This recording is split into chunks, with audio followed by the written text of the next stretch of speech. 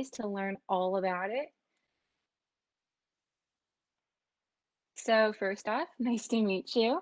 I'm sure you already know my name. My name is Christina Liu. I am an incoming freshman to UC Davis as I'm planning a double major in both design and computer science. I've been doing art as long as I can remember, but I've always really enjoyed it, and I can't wait to teach you what I already know. And hopefully you guys can learn even more than I do, you know? And there's different ways to contact me. Feel free to take notes or like screenshots, whatever is comfortable for you. But this is basically just an overview of a very, very general overview of what we're going to be doing over the next 2 weeks. So you got kind of have like a bigger picture. We're going to be asking the question, what is graphic design? We're going to be exploring the definition of design and what really constitutes it. We're also going to be seeing the quote unquote good versus quote unquote bad designs and kind of like the history behind it. And we're also going to be really playing around with a tool called Canva if you haven't already heard about it. And if you haven't already made an account, hey, no worries. At the end of this class, we're only going to be doing a very short overview. So you don't need to have an account now, but I highly recommend you have an account next week to follow along. And we're also going to be learning about graphic designers, their lives, and the real world, right? Yes, you're learning this in the classroom, but how would you implement it in the real world, in the real life? How would I pursue graphic design as a career? So we're just going to take a peek of what they do, what their process is, and how they really take those steps to achieve their goal. And another key thing, just things to like never ever forget. These are just opinions, but these are three key points that I think are very, very important, and just some takeaways from this class. My first point is that bad art does not really exist. Art is very relative. I'm sure you've heard of the expression like, oh, art is an expression of the human soul, which, can be true, but sometimes people would make art because they enjoy it, because they're like, this is really pretty. I'm gonna make it. It's very relative. It depends on different people. Like it says on the text, it may enlighten others, or it may simply just be a drawing, right? For example, abstract art. Some people see a giant red square. Other people see like the meaning of life, right? It's very different for everybody. And just the main thing is like there is a process, right? Everyone starts somewhere. Your art is may not be like this most grand, beautiful, like enchanting piece in the entire world, and that's okay. It's really just a process and really working hard to be better. So I really want you guys to start creating what you love first, right? Don't try to create for other people. I really want you to focus on what you want and what you love. And that being said, you can also explore and challenge yourself, right? Challenges build experience. That experience lets you explore, and that exploration opens so many doors of opportunity to you. I'm sure you guys know that graphic design is not limited to just making like posters, right? It's so, so much more than that. We see design in everything on the screen, in person, and every single product we use, and clothing and apparel and cars and the way the community is built, right? Architecture, so many different things. It's not just on a piece of paper. And lastly, I want you guys to practice for fun and for yourselves, right? Kind of like the whole idea of creating for you, creating what you're passionate about. And I think this kind of mindset of practicing for fun, practicing for yourself, really taking charge of your own education and what you love to do will change your life, right? It should never feel like a chore. And hey, it might feel like a chore sometimes, but you still really enjoy that challenge and that passion that comes from it. So those are just my 2 cents or 3 cents, I guess, to you guys. Um, but yeah, so let's get started. So this is for today's outline. We're going to be answering these kind of questions and going over these different theories, right? So our first hour, we're going to be talking about what is design, why is design important, the 7 elements of art, and good versus bad design. We're also going to be talking about color theory in our next hour. and I am planning to make, I know like presentation style may not be the best for some people, not be the best learning method, but I'm going to try to make this as interactive as possible. So, I mean, I'd love to see all of your beautiful faces with your cameras on, but if you're more comfortable, like texting in the chat, that's totally fine. And again, if I overlook a question, just be like, "Hey, Christina, look in the chat." And I'll be like, "Okay, I'll look in the chat." So no worries. And then the last 15 minutes, we're going to do a very short and a very quick overview of what Canva is.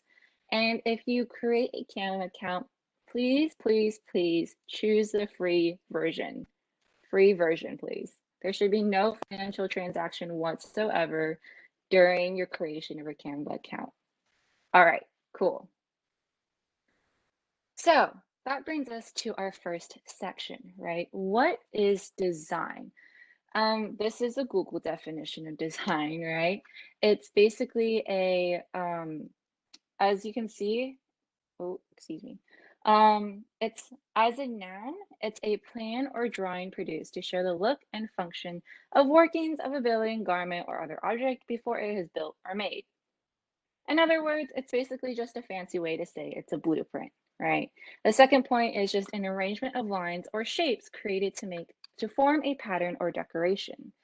And honestly, design is just basically a blueprint, right? Whether it's a collection or arrangement of shapes and lines, nonetheless, it's still a blueprint of something, right? And you, as a designer, or I guess in this blueprint analogy, as a constructor, you must use a given space to create a purpose or a message on that space you're given, right? In any way that you want. Um, for example, if we have someone who wants to promote or spread the word about a concert, right?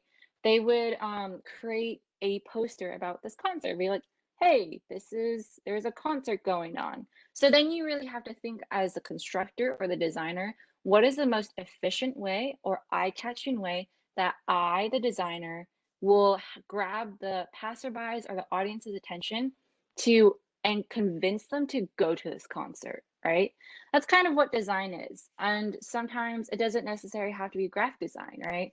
Like I was saying before, like whether you're painting, right? You have to design your composition. You have to design how you're going to arrange everything. Whether it's products, it's apparel, right? Everything comes into this general umbrella term of design. So I know there's many definitions that people can take with design, but this is just a overall definition of it. Another thing I want to point out is that this is an introductory class, and there will be many points along this way, throughout this class that you can dive way, way deeper into.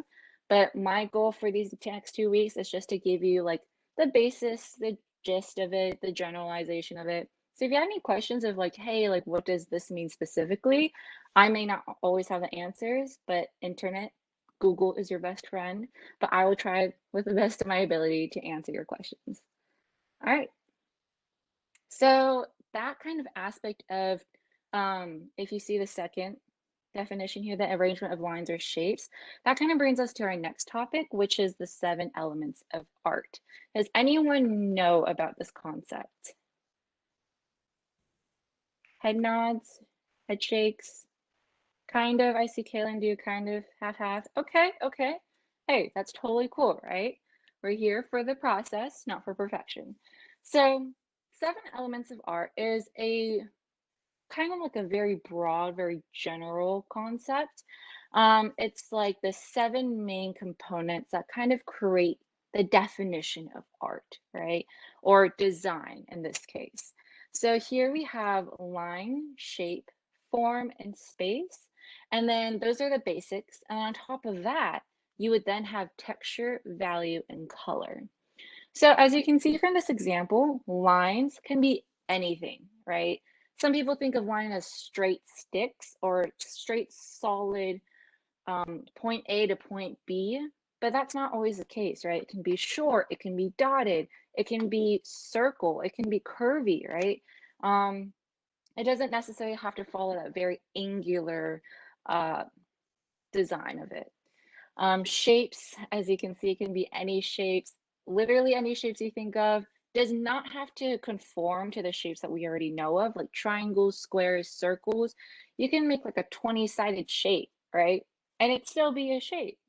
It may not have a name for it. You can name it, but it's still a shape. And form is basically kind of giving that depth to the shape you're given, right? You see how the difference between shape and form, it's kind of 2D transferring to 3D. And form is very important because form also gives the composition of the entire piece. And what I mean by composition is that there's kind of this ultimate harmony, right? When you look at a painting, you see well, for most cases, right, people wanna create a piece that's understandable, like where they place their items or their, subjects or their, like, shapes in this case is very purposeful. They wanna have, like, say, for example, catch the viewer's eyes to, like, a corner of the canvas, right? That's kind of what we wanna do as designers, not necessarily with shapes, but with type or typography. So composition is very important because you have to be very aware of how you, as a designer, kind of place yourself in the shoes as a viewer to be like, okay, if I was like randomly passing by this piece of paper, what would immediately catch my attention? Would it be the colors, which also is another element of art? Would it be like the lines or like the design of the poster, right? You just have to focus on which aspect you want to really, really dive deep into. And space is also another really important aspect of art. It just kind of shows the perspective, right? I don't know if you've heard of like first point perspective, second, third point perspective. It's kind of also like optical illusions, right? They really grab your attention. There's something about it that's so unique that you're like, you pause, right? And you stop and you're like, oh, that's really interesting. And there's also things, ideas during graphic design of like layering, right? Of being very purposeful of what goes on top of what or what goes under what to really bring your message out. And then texture, value, and color. Texture, I'm sure you know, it's like making things look soft or making things look really, really rough. Value is just another fancy way of your darks and your lights, right? Your shades and your hues. Um, and we're going to be going on in value and color in way more depth in the next hour, so don't worry about that with color theory.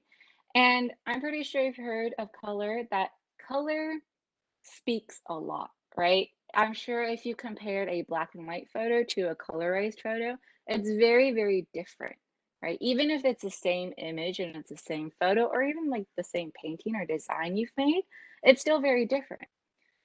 Even if like your black and white uses grays and really like off whites, it's still very different than if it had like vibrant reds, brilliant blues, right? Because color really does change one's perspective, especially since the society we've grown up in, we've associated color with many different connotations and many different meanings. So, like I said, we'll learn about that way later, but no worries. Does anyone have any questions so far? No? Okay, okay, cool. So, oops, my bad. Um, so basically, when you combine all of these 7 elements of art, you can get something like this, which is kind of crazy because you're like, what? These simple 7 elements can create as something as amazing as this? You're like, what? That doesn't make any sense, Christina. And I know it may seem kind of weird, and you're like, first of all, like you're may be a little bit overwhelmed to like what it is, right? And then once you kind of pause and you kind of like digest this image with your eyes, I guess, you can really dissect it into these different 7 elements, right? For example, line, shape, form, and space. Lines. Obviously, we need lines to see, right? With especially with these letters. So we see how purposeful these tentacles are, right? It's very curvy. It really makes it a real life, right? It really brings it alive. Um, and we see that the font next to it is also very similar to this kind of octopus, right? This octopus that's literally personifying the O. And another thing we also have to be aware of is the shape, right? In reality, this is basically an illusion of the octopus, right? We know the octopus, their main characteristics are tentacles and they're like beady black eyes, but we know this isn't like a real life octopus. It's just a drawing of an octopus on a flat 2D screen, right? So, as designers, you have the ability to kind of create that illusion, to make your viewers believe, wow, that is an octopus. But in reality, it's not like an octopus, it's not a real life octopus that you can hold in your hand. It's just an illusion. It's a combination of that shape, line, color, form, all combined creates that illusion, that perception that that's a real octopus. Does that make sense? Yeah? No? Totally like interrupt me if you're like, Christina, you're a madman. You don't make any sense. But yeah, just let it kind of marinate in the back of your head. And we'll see later on too, right? So for example, I was pretty if I mentioned the concert poster example, right? It's kind of the same. It doesn't necessarily have to focus on a single event, right? Posters can simply be just cute designs, right? It's like, oh, this really brings me joy. I'm going to create this. Or, say on the left, it can be a PSA, right? Public service announcement. Especially nowadays with COVID-19 and ways to protect ourselves, designers have really taken a step up and be like, and create all these beautifully, gorgeously designed posters that I highly recommend you guys to look up because they're really well designed, to kind of promote this message, right? Again, with that example of the concert and having a poster, it's very purposeful messaging, right? For example, if you look at the poster again, right, what's the first thing that your eye goes to? Does anyone want to share out loud? What's the first thing your eye goes to? Don't think about it too hard. Just like glance over it and think, okay, what was the first thing that my eyes noticed?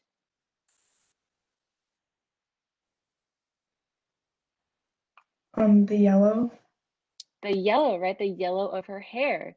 And why do you think that was the first thing that grabbed your attention? because it's like pretty bright against the green.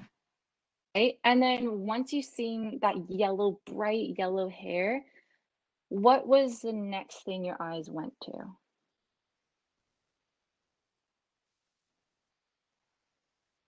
Like the words on it. Are there any specific words that kind of popped out? Um, do it is pretty big. Right? Yeah. So when your eye, as the viewer, right? You're now the viewer rather than designer. You can kind of see the the process and what the designer wanted to make purposeful, what the designer wanted to make the most like exclamatory, right? What the designer wanted you, the viewer, to focus on the most. And we can see obviously the hair, right? If we look at the hair, immediately our eyes can either go to these giant letters, do it right? And then as a viewer, you may be curious, like, do what right? Then you look at the person right and smack dab in the center, and then you quickly read, don't touch your mask, wash after use, cover nose and mouth, right? These things, like, I know these things happen in like milliseconds because we're just so used to reading text that our eyes immediately scan it and we immediately understand it.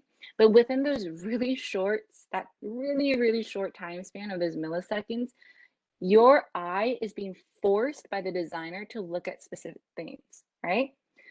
For some people, maybe hair. For me personally, it was the giant letters at the top, do it. Even though it's white, it still contrasts a lot against the green and the red and the yellow. And immediately my eyes go downwards, right? Of course, like some people may look at the images at the bottom first because they're the most interesting to them, or that's immediately what they're attracted to. But you see how purposeful this message is, right, by the designer. Very short words, very direct about what it is that the designer wants you to know. And so you'll see this like later on in some other examples I have for you.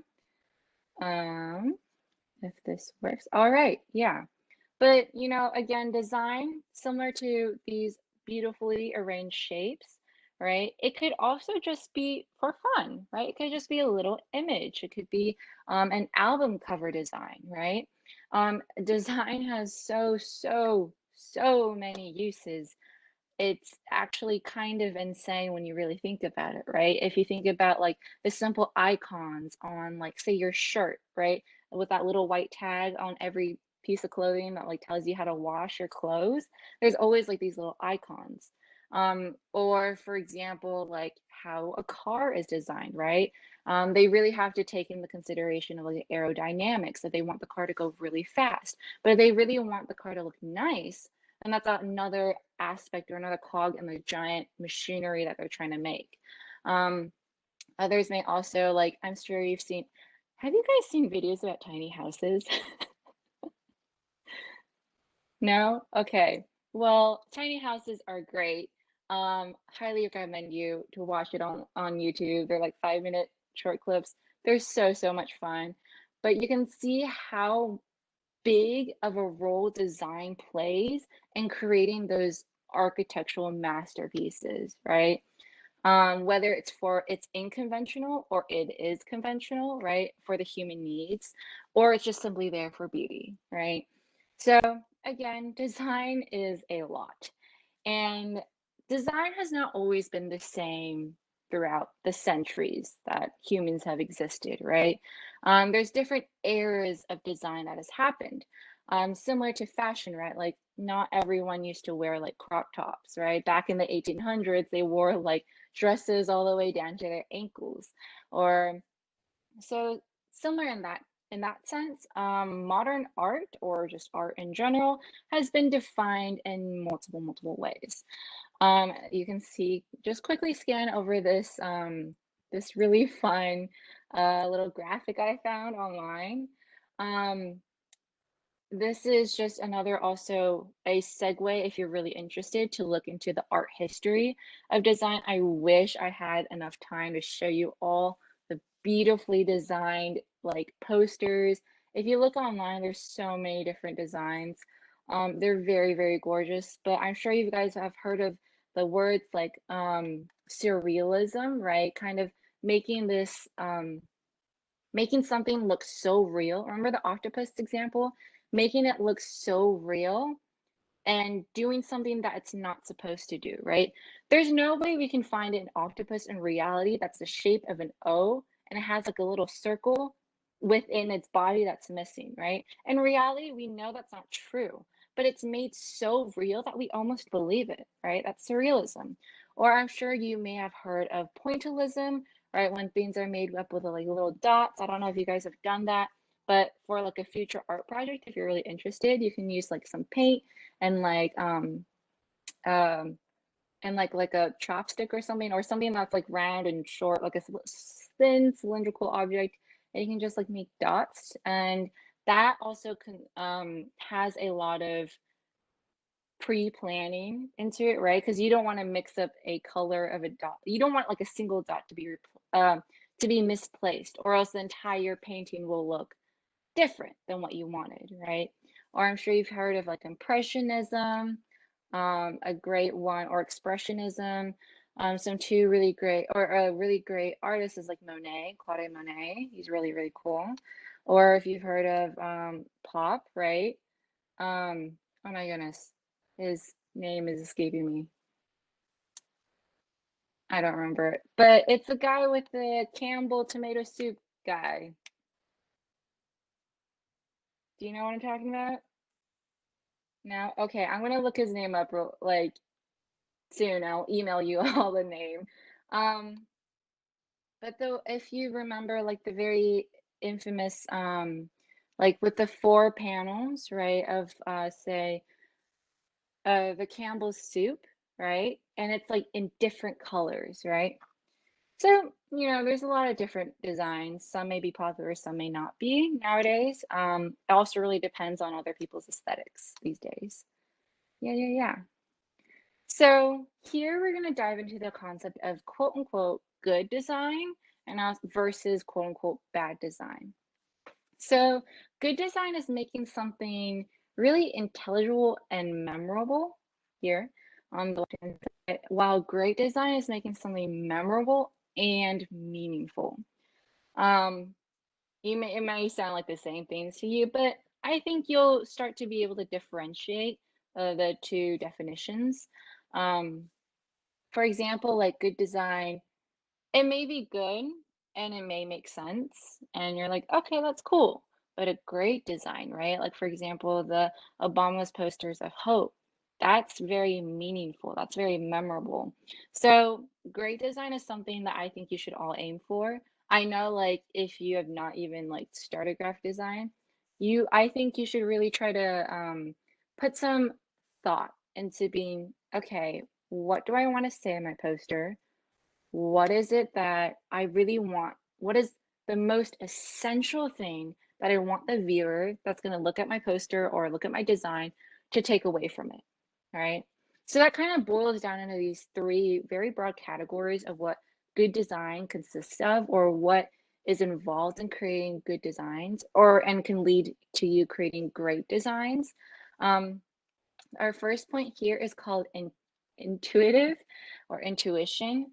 So, for example, again with the passerbys, right? You got to think like, even if like for viewers who don't have enough time to scan through your design, or you got to think, okay, in the worst possible case scenario, viewers would only just quickly glance at it, right? And even then, even in those milliseconds, right? Remember with the do it right, the PSA for wearing a mask, you were still able to obtain all that information in just like a snap of a finger, right? So, for example, if you really want to take the concept of these passerbys just passing by, they want to be able to read through your design, especially if you're making a poster like Obama's Hope, to read through it quite easily and very quickly as well, right? Especially if these people see your design for the first time, they should feel like what they know it's about. Um, Again, with example with Obama's beautifully curated poster, we're immediately able to say, okay, Hope, he looks like he's in a presidential race. And of course, there's other contexts that we know of, right? Just instinctively, we hear things from the news, we hear things from our friends and family. So, in the context of the time and place and occasion, we also understand that, okay, this is a poster for a presidential campaign, all right? And for our next point is called purposeful, right? Again, this is a point where you think about the seven elements of art, right? Each design decision, whether it's color, font, whether it's a drawing, whether it's shape, anything, right, is all geared to one cohesive message, right? Again, that's an essential message that you want your viewers to take away from it. Looking at Obama's poster, what's the one thing that he wants you, the viewer, to take away from it? What's the one thing? Feel free to share.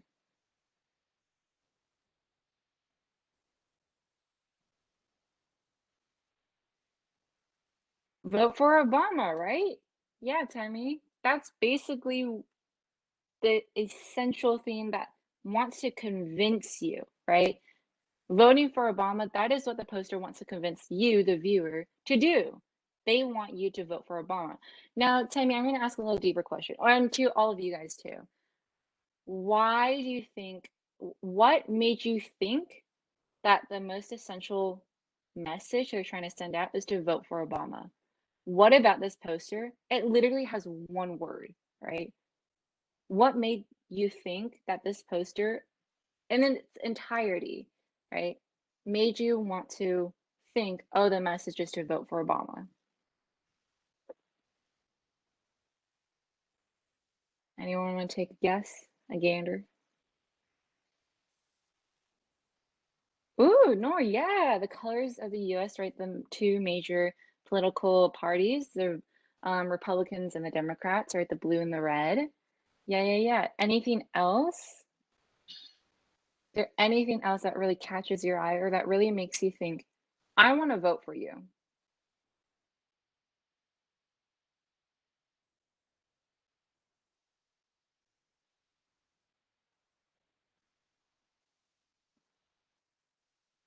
Does anyone want to take a guess? Well, Are we good? about Yeah? how Obama's like expression looks, it kind of makes him look like presidential, and like he's gonna Mm. give you hope.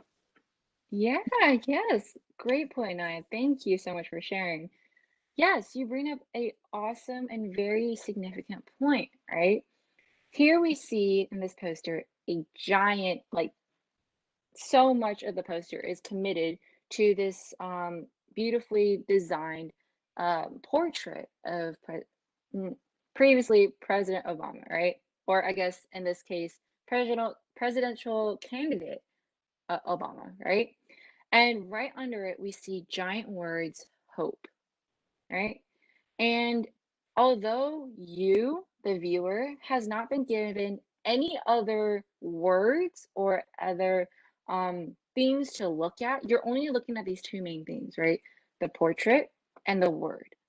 And immediately, your brain does a lot of weird things, okay? If you go into the psychology of design, it's crazy. But your brain immediately associates the image of the person to the word hope. And then right after that, you may do, if you are really invested in this political campaign, you may have facts or other resources that you've already seen and compare those two. And that's what's so important about design, because it can really make the viewer think, right? For example, if I initially wanted to vote against or to for a different presidential candidate, but then I look at this poster and I see the word hope, I immediately feel hopeful because I think, oh my gosh, he's going to bring hope to our country. And that may lead me to do more research. And ultimately, it may even convince me to vote for him instead of somebody else. So design is very, very powerful in that sense. And it can also be, it's like a double-edged sword, right? If you have a design that is very, very interactive and can communicate a lot with the audience, it really matters if that information is correct or incorrect. And I'm sure nowadays you can see how dangerous incorrect information out in the world can get and how it can hurt a lot of people. So as graphic designers, I really want you guys to practice creating these good designs, right? These designs that spread the correct information or share a positive message, right? You really want to bring an impact to change. Or hey, you might not. You might want to make it because it's pretty. And I'm going to support you nonetheless. But just be as aware that you, the designer, have the power to do that. So, I don't want anyone going on the dark side. And we kind of already covered this last section, but it's basically making your poster very eye-catching, right? Who was Nor was saying that this poster, they recognize that it's the two main colors that they recognize is the colors of the United States, right? I mean, literally, a designer could have used any other color, but they were so purposeful and they were so committed to this cohesive message of the poster itself that they purposely decided for the blue and the red, right? And although blue and red can clash a lot, they're able to pick the hues and the shades that really have the blue and the red look very well together, right? Like make it have this ultimate kind of harmony, right? This composition. All right, does anyone have any questions? No? Okay, sweet. So this is another really fun design I found. And it said that good design is crap, right? So we have C, contrast, R, repetition, A, alignment, and P, proximity. So contrast is basically in this C example, right? You see that there's a great difference in color and value between the orange and the white. And why contrast is so important is because it really captures our eyes, right? Again, with the whole idea of eye catching, especially with, sorry, Obama, we're going to be using your poster for quite a bit in this one. But we see it all that red blue contrast. Yeah, they may look good together, but ultimately it still kind of clashes with the colors, right? It's a very vibrant red and a very cool mellow blue. So contrast is important because it captures your eye. Repetition, um, not all artists include this. Again, not all artists include this acronym.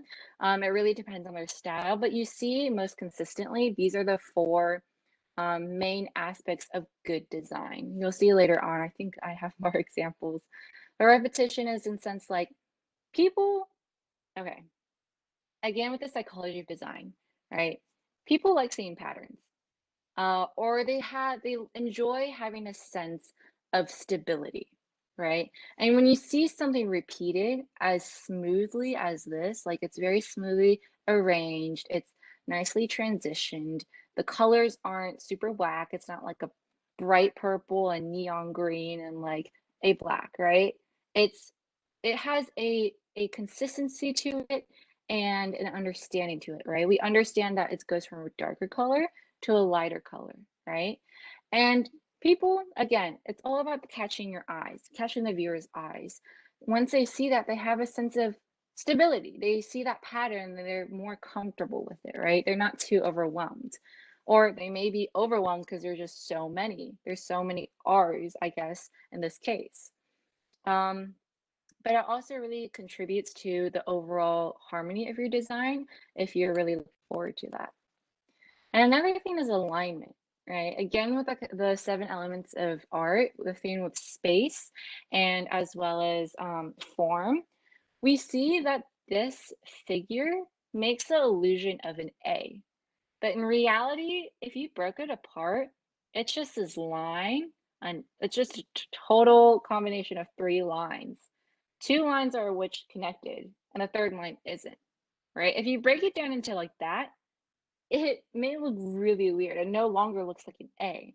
But if you kind of zoom out and as a viewer, again, quickly glancing over your design, it looks like an A. Yet again, there's still that kind of equal spacing that gives the viewer comfort, right? Because it's that equality, that structure, a purposeful structure, and also this kind of stability to the whole design. So, and some people may experiment, right? If you've seen like those kind of art designs that like replace like the legs of of any letter of the alphabet with products that we see every day, right? And proximity is just another fancy way to say space in between, right? If you think about it, right, if we have a 2D surface, you see those things where it was like the old have you seen like behind the scenes of like Snow White, the old animated Disney film Snow White? If you haven't, you should look it up because they show how Snow White moves through the forest by having all these different layers of the forest, right? It's a perception that the forest goes deeper into it. But if you look from up 2D and then you put it horizontally, or like if you like to lift it out of the screen and view it from top bottom, then you see that there's so many different layers that constitute this entire design or this entire shot of the scene, right? So proximity, you can kind of imagine that the A is above the P, right? And obviously, how do you know that? Well, because A kind of covers the letter P. And although it may seem intuitive and it's like, yeah, that's common sense, a lot of designers do this purposefully, right? You could have put the C behind the R, but they didn't, right? You'll see later on. So for example, in these designs, does anyone want to share out what they like what captures their eye and why using the acronym we just learned? Contrast, repetition, alignment, and proximity.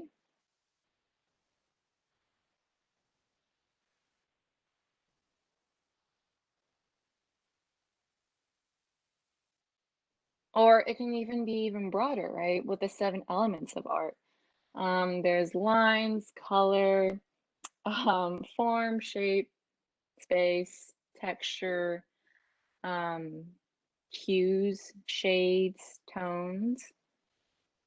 Anything that immediately captures your eye.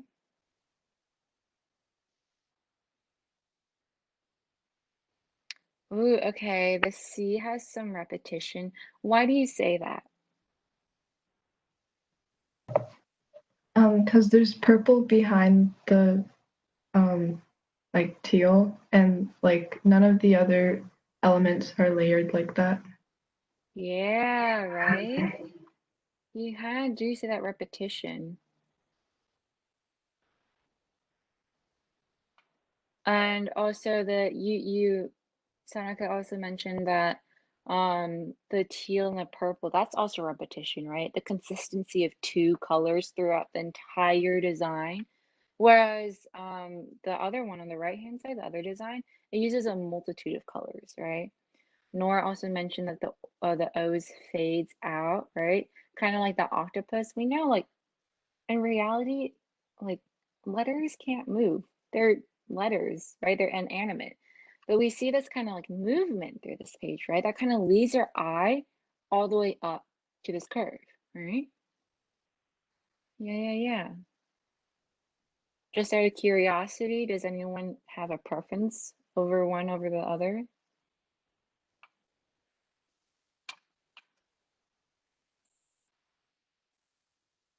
No? Are they both not your cup of tea? That's okay.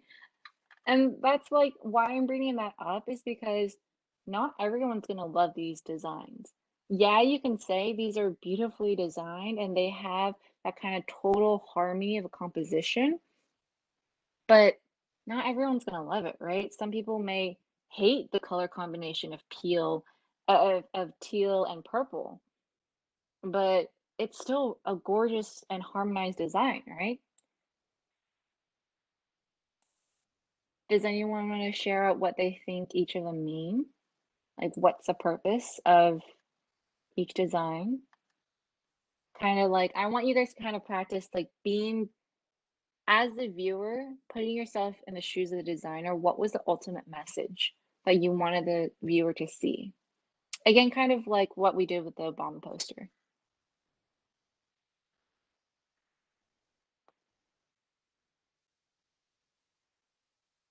Does anyone want to share out?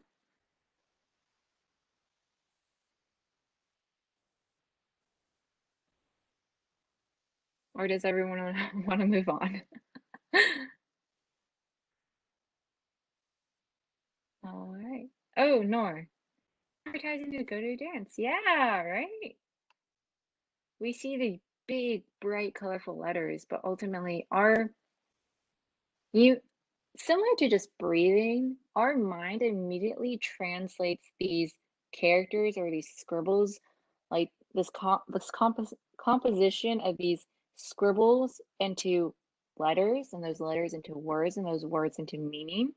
And that is how we understand what this is saying, right? But also, we kind of just do it intuitively, right? We don't take our time to read through each letter and to stitch it all together into the word and then look up the word to find its meaning. We kind of already do that automatically, right?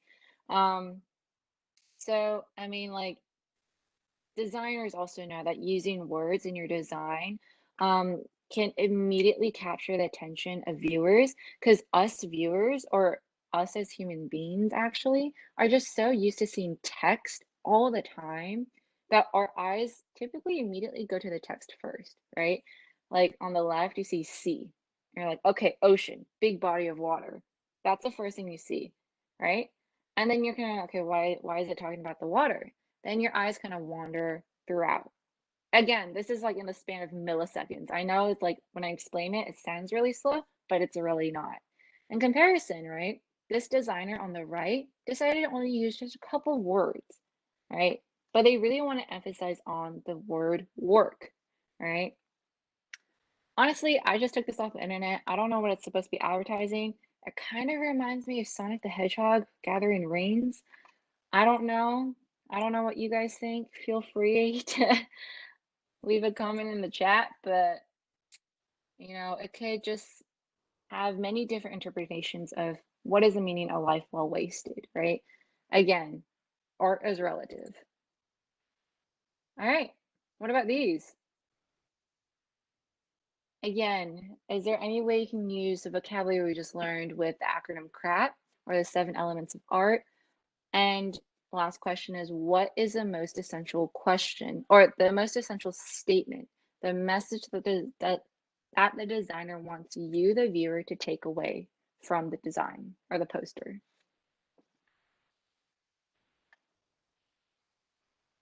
Anyone want to share out?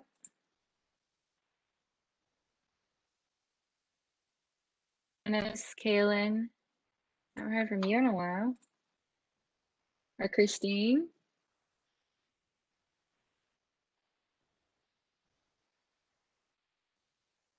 I know it may seem like common sense, and you look at it and you're like, oh, yeah, duh, it's stay home.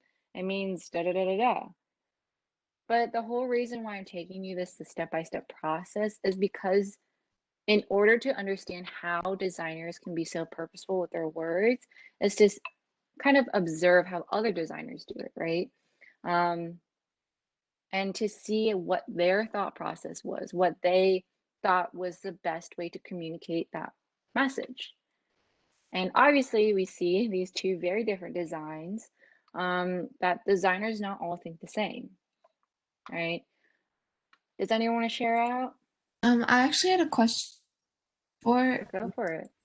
stay home poster. It's kind of confusing for me because like generally like right now stay home is used like you're supposed to stay home to like slow the spread of coronavirus. But are those like I can't tell what those things are like. Are they like cigarettes? Or like hand Okay, Naya. Okay, well, to answer your question, these are matchsticks, uh, right? Yeah, no, totally fine. But you bring up a really great point, Naya, because it shows that again, with not only will your design not be loved by everyone, it may not also be intuitively like understandable, you know? Some people may look at it and they don't really quite get what your message is talking about. And so your ultimate goal as a designer is to really try to make a message that's relevant to everybody and is posed or designed in a way that can be understandable by most people, right? Because think about it, the whole reason why you, a designer, is making either an advertisement, right? Advertisements is a great example. You want as many people to look at your design, as many people to buy your product or whatever you're selling, right? Or if you are very passionate about, like, say, social injustices like climate change, right? It's such a huge deal, and like there's so many things happening around the world that justify climate change, and you feel so passionate about it, you make a poster for it. The whole reason why you may not realize it yourself, but you may be making a poster because you want people to see it. In order to get those views, you need to make something that's relevant. Well, it is relevant to make something that is eye-catching, right? To make something intuitive. So any viewer, no matter where they are in the world, even if they don't speak the same language, they see your images and they realize, oh, this is about climate change. This is a call to action, right? So, um, and I don't like, yeah, that's totally fine. Like I looked at this and I was like, what is that? Right? I had no idea that these were even leaves until I saw that. But yeah, sometimes not all designs will be as intuitive or as understandable to others. So just be a little bit aware of like the whole purpose of why you're designing this poster and to which audience, right? Um, yes, Tammy, I believe that is the poster for COVID-19, to like break the chain. I personally think it would have been much more understandable or um like I can see the direct relation if they said stop the spread, right? Because wildfire spreads, fire spreads, stop the spread.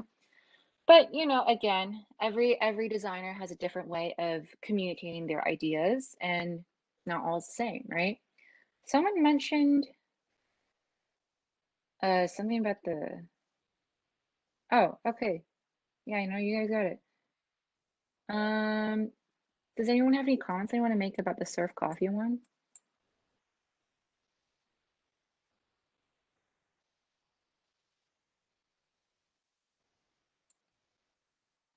Yeah, Kaylin, contrast.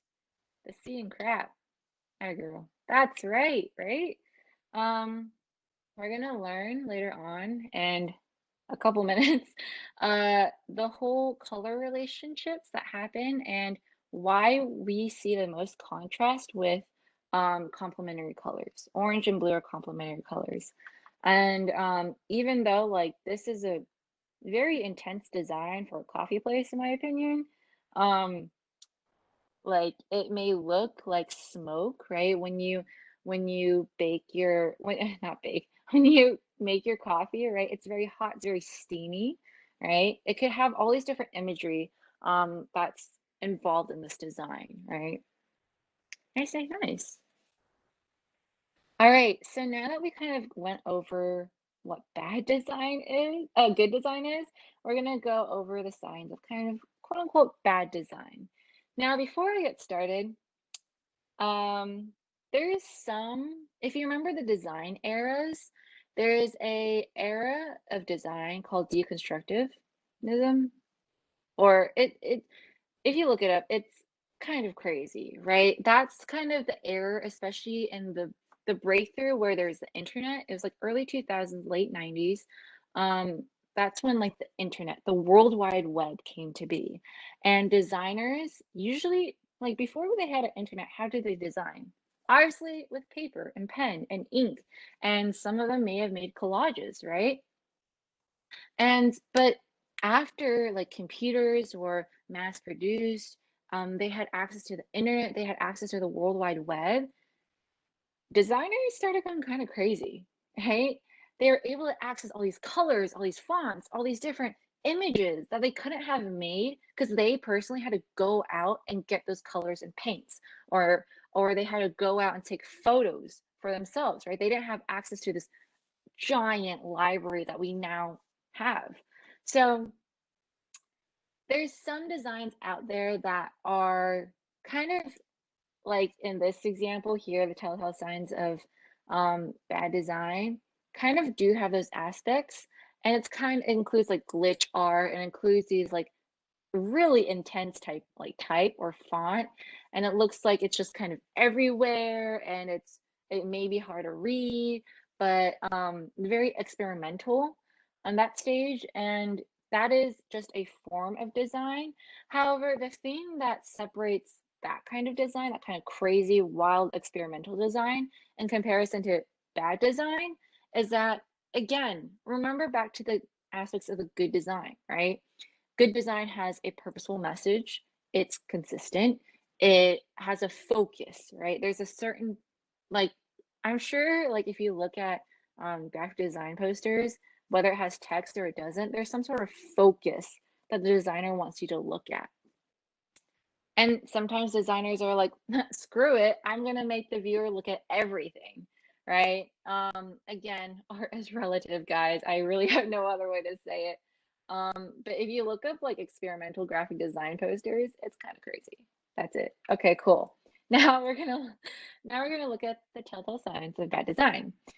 So as you can see, on the left-hand side, right, there's a lot going on, right?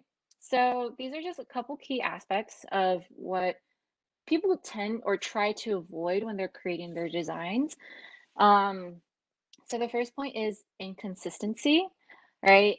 And in the example we see here, there is a lot of inconsistencies. Can anyone tell me?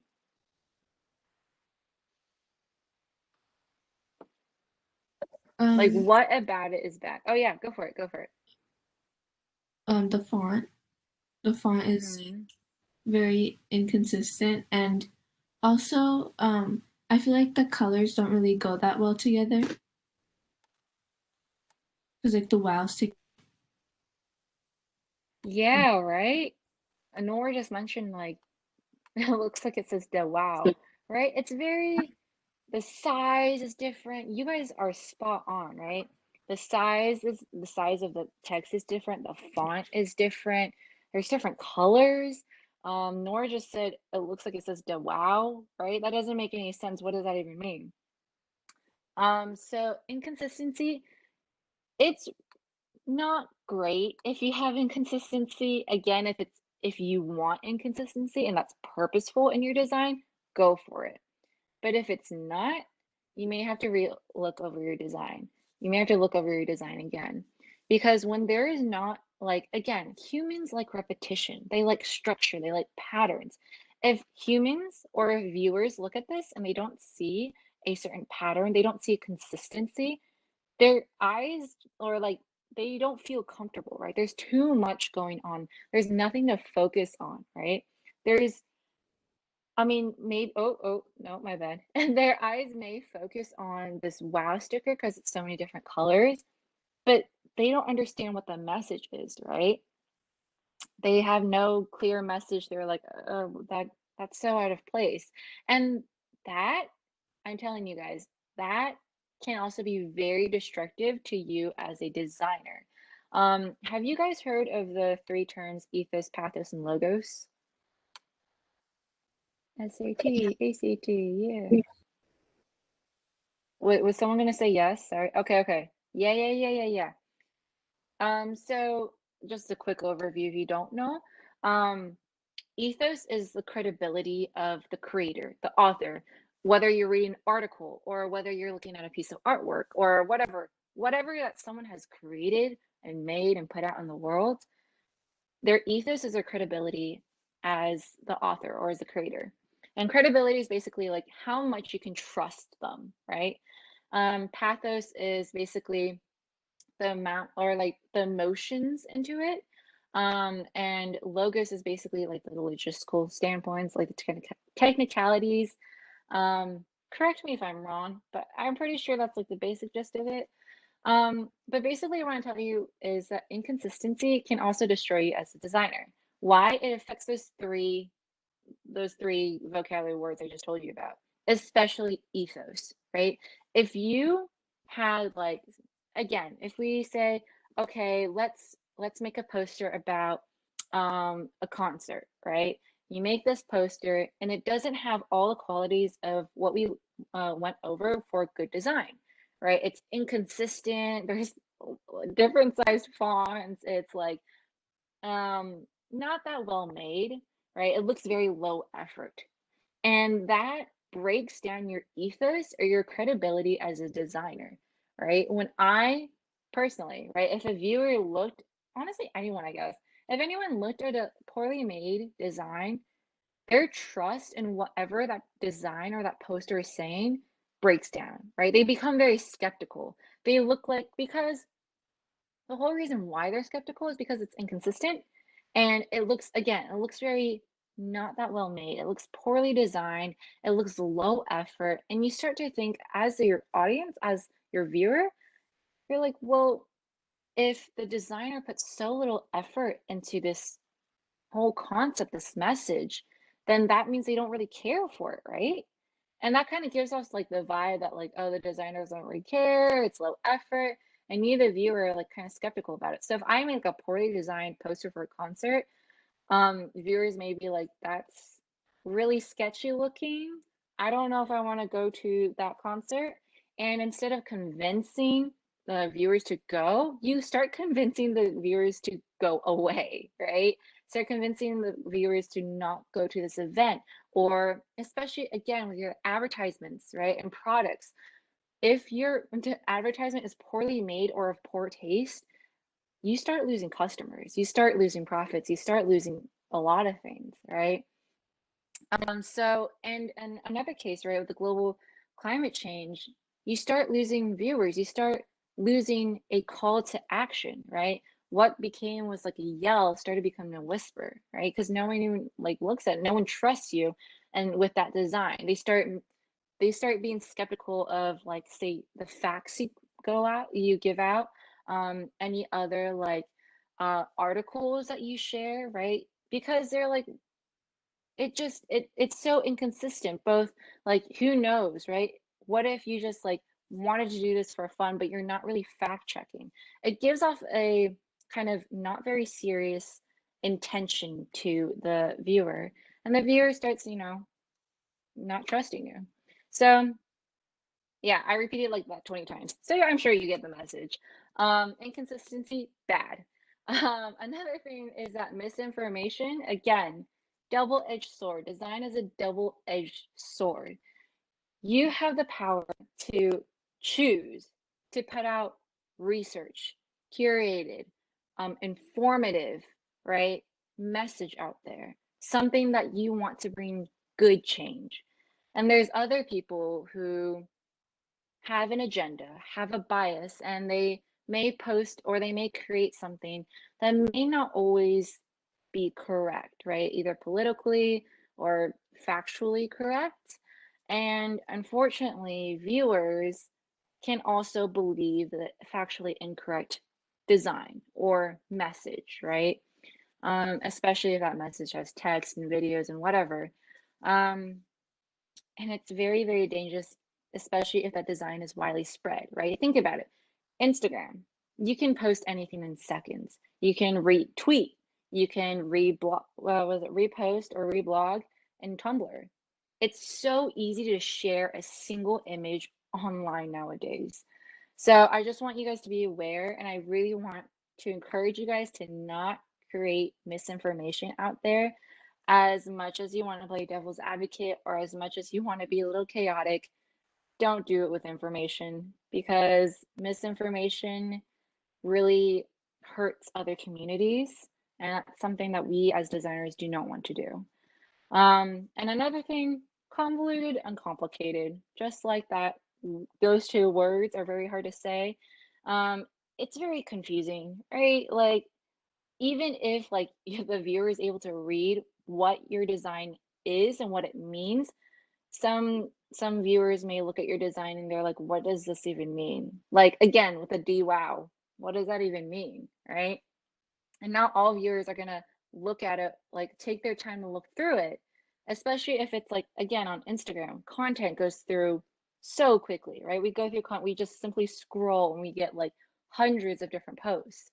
So it's not, you can't expect the viewer to take their time to look at your design, no matter how much time and effort you put into your design, if it has if it has the qualities of a bad design. Does that make sense? Does anyone have questions? All right, cool. Again, main point, inconsistency, misinformation, bad. Cool. Now, uh, I apologize if this is gonna hurt your eyes. I was like looking up this online last night and I was like in near tears because it just hurt my designer heart. But why would you say these designs are not the best, right? I don't want to say bad, but like I don't understand what's happening. Like again, you're the viewer. I don't understand what's happening. What what is going on, right? So what about these designs that again with the kind of qualities of bad design, or if you have suggestions like, oh, they should have done this instead, right? To make the design a little bit better. Does anyone have any suggestions? On the right, yeah, there is so much going on the right. I see the word Yvette a lot. I don't know who that is. Um, there's a sunset among like paintings and dresses. Yeah, there's a lot going on. And does anyone want to share like how they feel when they look at this? Like, again, you're the viewer. What do you feel? Do you feel happy? Overwhelmed? Yeah, 100%. Mixed? Tell me, what do you mean by mixed? Like mixed feelings? Nor are they advertising for a museum or store or restaurant? I know, right?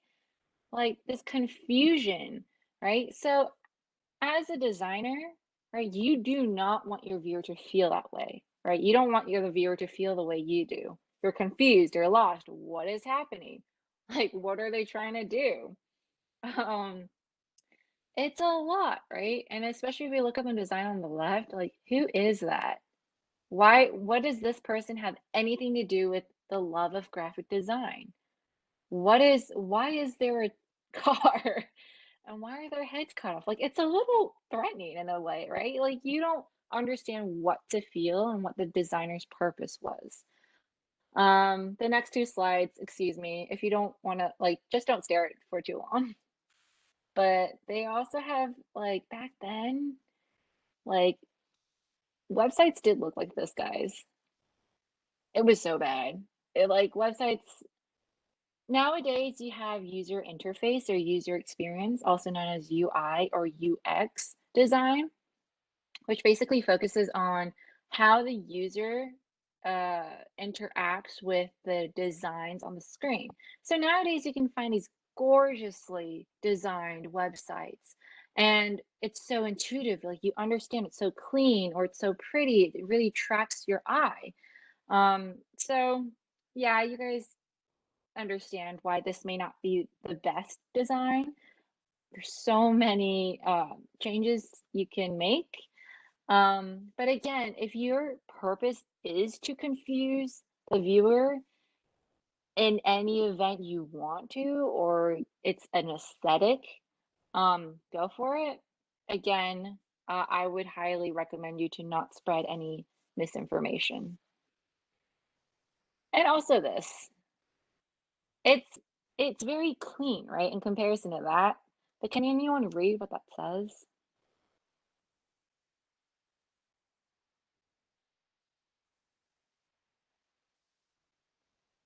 Does anyone want to take a guess?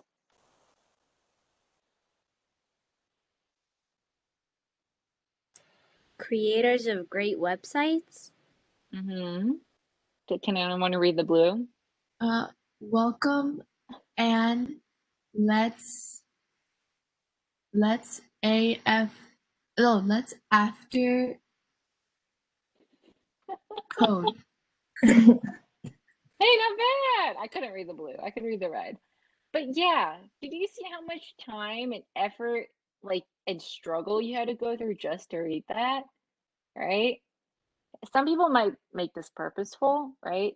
But in reality, if you want like a clean cut, informative, like it doesn't have to be clean cut, but like to have the viewer take away a message, it has to be visible, right?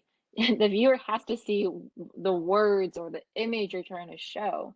So, and also the text in the red and the text in the blue have two very different like messages, right? You don't know which one they're trying to promote or which one they're trying to show. So yeah, um, just remember inconsistency, misinformation, bad. That's all you have to know.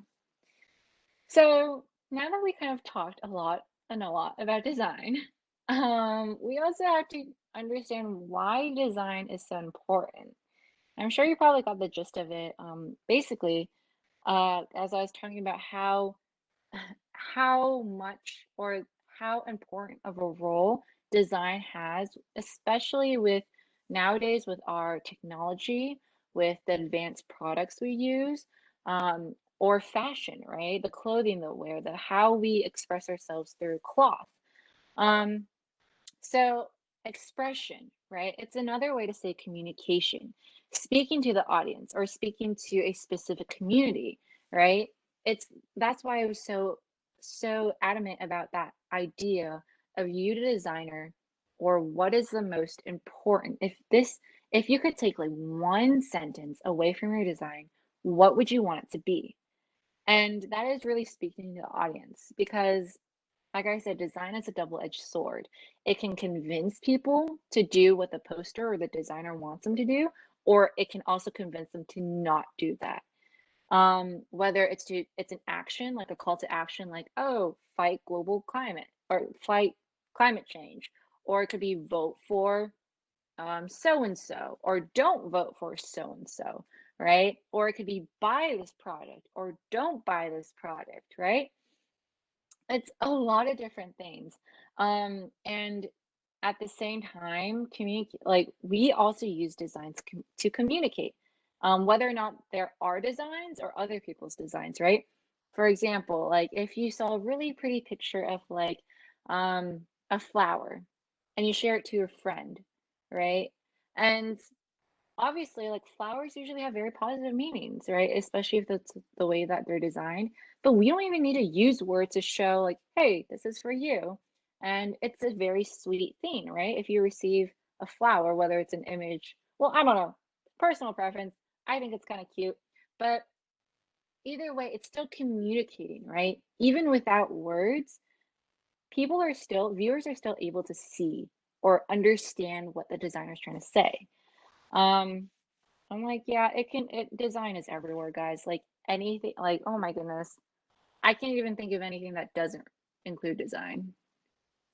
Natural phenomenons don't are not included. Another thing that why design is so important is aesthetics, right? Simply because it's just beautiful, right? I mean, if you look at like in the Renaissance, like way, way back then, people had muses, right? People had focuses or these subjects they like to focus on because they were so engrossed and so fascinated by this certain topic, the certain subject. And because they were so infatuated, I guess you could almost say, with this like design and this beauty. They just had to create. So design is really everywhere. And what's so great about design is that if you make your design look really nice, whether it's a website, it's a PowerPoint, it's a poster, if you make it look really nice and it has all the qualities of good design, like the acronym and the 7 elements of design, you will be able to really engage with your audience. Again, communication. And that engagement can also be great for education, right? Especially now that we're learning online, like you guys are now. Um, you're able to, like, if you think about websites like Khan Academy, right? That's a pretty nice website. It's easy to navigate, you understand what's going on. And because of that engagement, people can learn a lot. Like, for example, if you had to learn while reading like a textbook or like an article in this, would you be able to learn? Yeah, right? You wouldn't. If you can, goodness, you are insane. Maybe you have one of those red blue glasses. I don't know. But typically, right, humans don't really learn that way. And so if you're able to really engage with your audience, that's very, very key. Another thing why design is so important is that because of human curiosity, it really fuels human curiosity, right? Um, I know, like, especially in fashion, like some people, like Coco Chanel, right? She's done like these fashion revolutions that like no one has ever really like even thought of or even thought of doing because it was so against the norm. And so that kind of like breakthroughs of human because of human curiosity with design, with fashion, with anything, with posters or how to create posters or how to approach designing, it really showcases like significant points in history or in art history. And also kind of just it can also be significant points within ourselves. If you see like for example Pablo Picasso, I believe it was Picasso. Um, when he was younger, his artwork was very, very different when he was older. Correct me if I'm wrong. But there has been so like I mean, think of yourself too. When you were 8, do you like the same things you were 8 till now, right? Like, for example, when I was 8, I loved biking, but now I'm like 18, I like staying at home. That's nice, right? So you can see how there's those changes, those shifts of how we approach and how our perspectives change. And others, like, it could also be for aesthetic. It could also just be for like really pushing and challenging those boundaries of design. So here's just some examples. I know we're a little over time. My bad. So this is what I was saying. Just some really great. Like, would you consider this a good design or a bad design?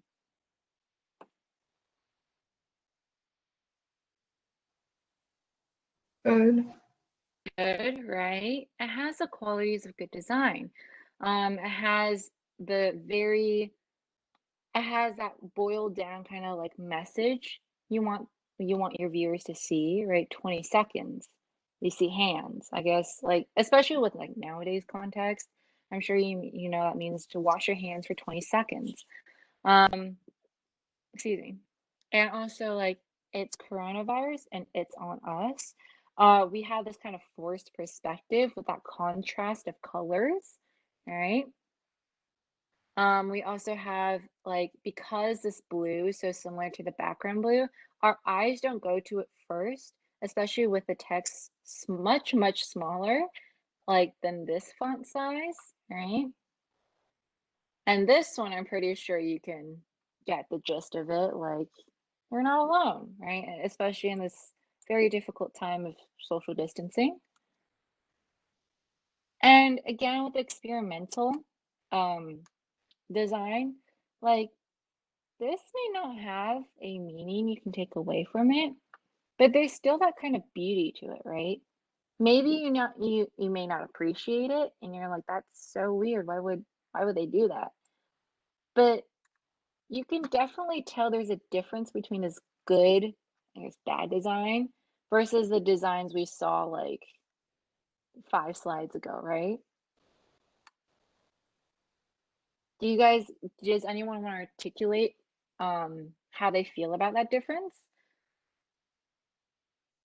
Or like you can even say, hey, this literally looks the same as, you know?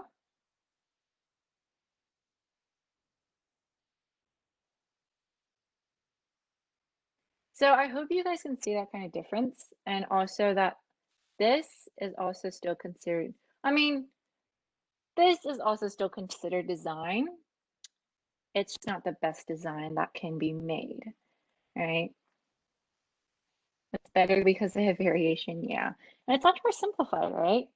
And you kind of realize, like, especially with these much experimental designs, like for example, this one, it's very, very simple in comparison to something like this, right? It's very crowded, that's a lot.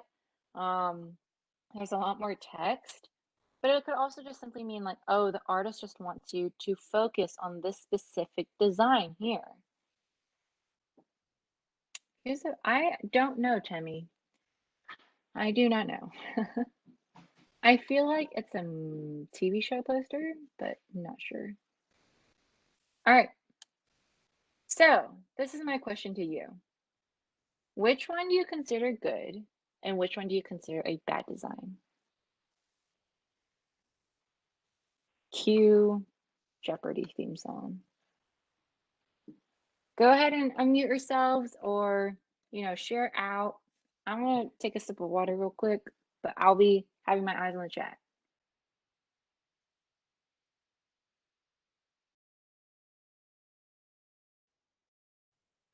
I like the one on the right.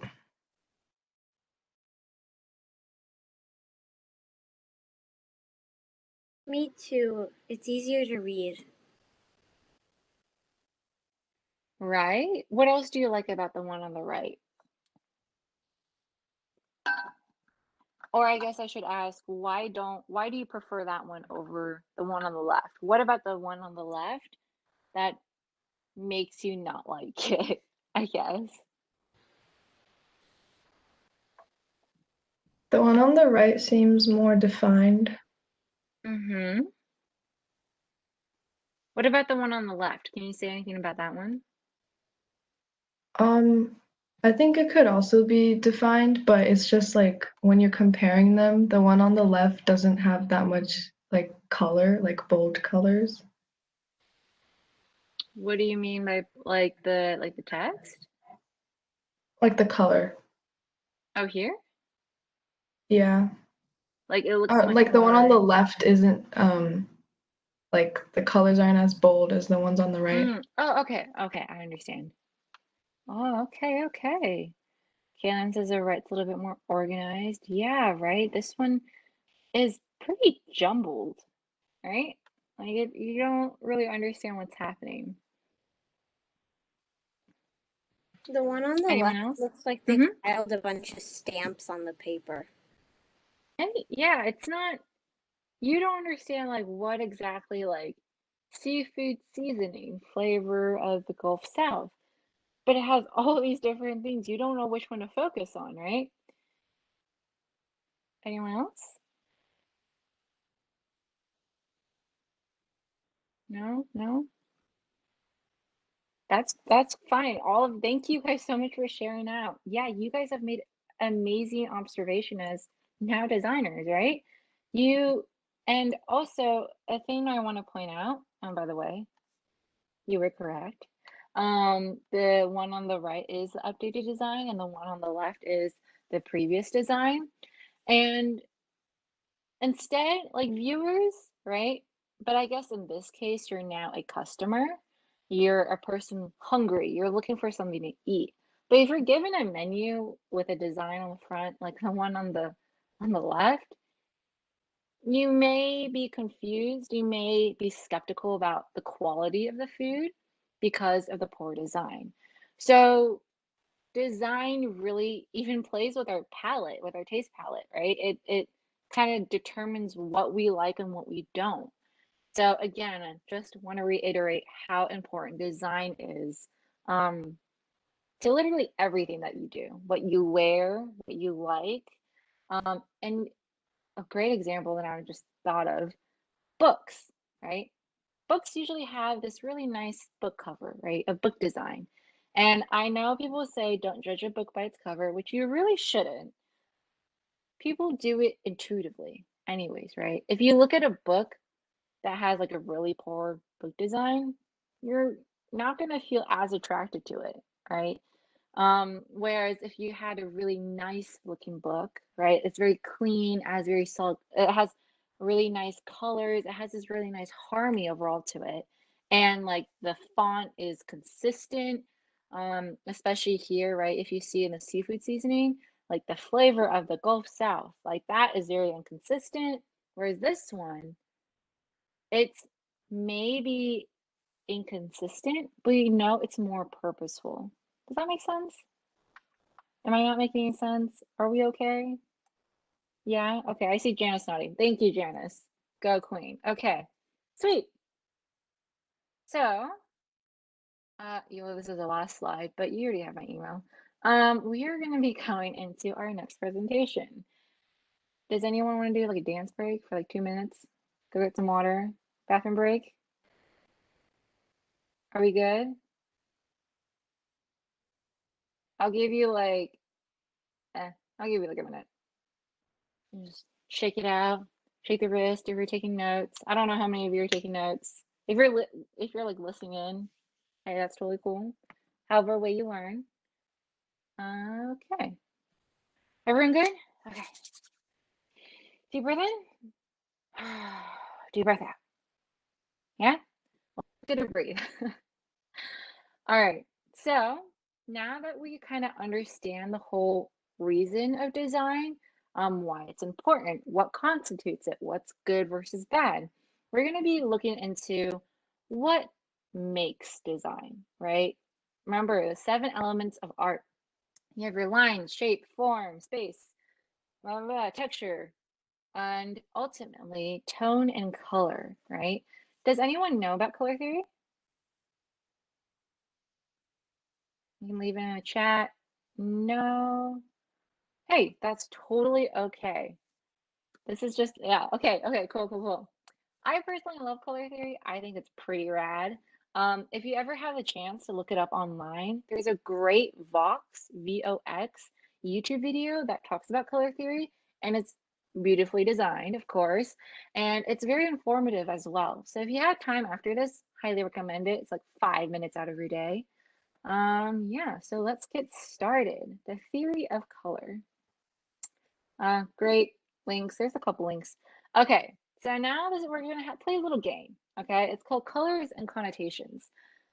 We are going to be looking at 2 different colors, and I want you guys to quickly just tell me what you feel. It could either like any emotions, or what it reminds you of. What does these 2 colors make you think? Ready? All right, let's go. Green and red. What does it make you think? Go. Either unmute yourself or leave it in the chat. Stop and go. Ooh, okay, nice. Stop and go. Strawberries. Santa goes to the holidays. Christmas. Hey, nice, right? Holidays. Yay. Okay. Yeah, you guys have amazing replies. Yeah, it reminds you of strawberries. It reminds you of Christmas. It reminds you of traffic lights. But let's give ourselves like a minute to pause. Oh, that's a good one. Watermelon. Someone's hungry. You're making me hungry. Tomatoes, watermelon, strawberries. Oh my goodness. Oh, maybe it's almost lunch. It's okay. We're almost done. So, quick minute, just pause. Um, isn't it kind of crazy how you guys came up with like 10 different connotations from two colors, right? That's so weird. Why do we think like that? And you'll see later on, like again, the psychology of design and also the psychology of color is really, really interesting. Because think about it, there's just two squares of color on the screen. Like to anyone else who it was just like who haven't lived in like the society we lived and they just saw these two colors, they probably wouldn't think anything of it. But that's not likely because us as being raised in the US, right? We celebrate Christmas. Religious or not, people still celebrate Christmas for the festivities. And also we see a lot of food that's these colors. That's very vibrant reds and vibrant greens, right? All right, next pair. Are you guys ready? Yellow and purple. Lakers, nice. Can anyone tell me how they feel about this color? Like this pair? Like how, ooh, okay, Halloween. That's interesting. That's the first I've heard. Do you like this color combination? You can say no, you know. Colors don't have feelings. They won't feel hurt. Norris is night sky. Nice, nice. Ooh, kind of royal. And it depends on the shade. But I'm talking about these two colors right here, right now. Do you like it? Yes or no? You can't, there's no maybe. It's a yes or a no. Yes is Nor. Yeah. Again, colors don't have feelings. It's okay if you say no, right? Not everyone is gonna like designs, not everyone's gonna like the same colors, right? All right. Yes and no. Oh, tell me that's cheating. Okay, ready? Next one. Orange and blue. Does this remind you of anything? Does it make you feel anything? Does it, do you feel nothing for it? Ooh, Jeffrey Trail. Are those your school colors?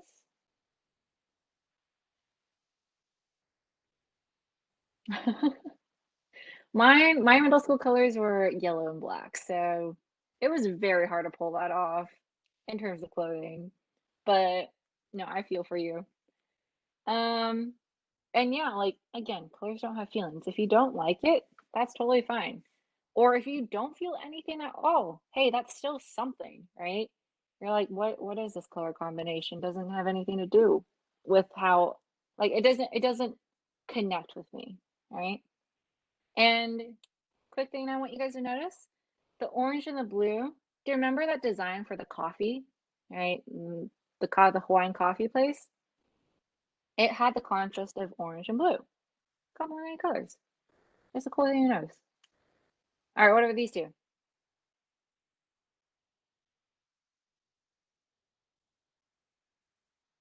Halloween. Anything other than the word Halloween? Jack-o'-lanterns? Ooh, okay. Candy corn. Nice, nice, nice. How about emotionally? Ooh, autumn.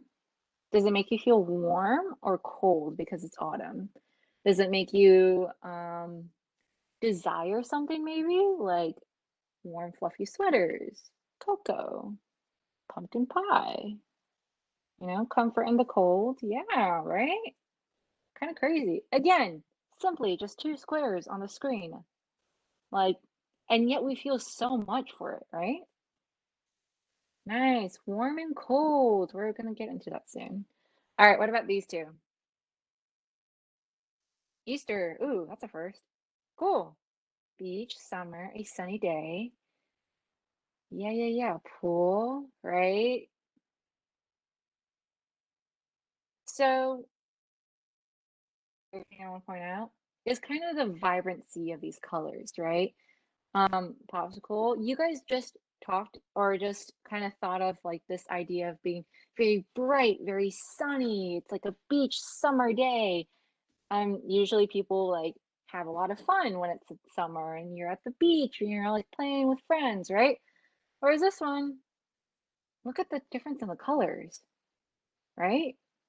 The orange and the black are so much more duller, I guess, right? It's not as vibrant, it's much more mellow.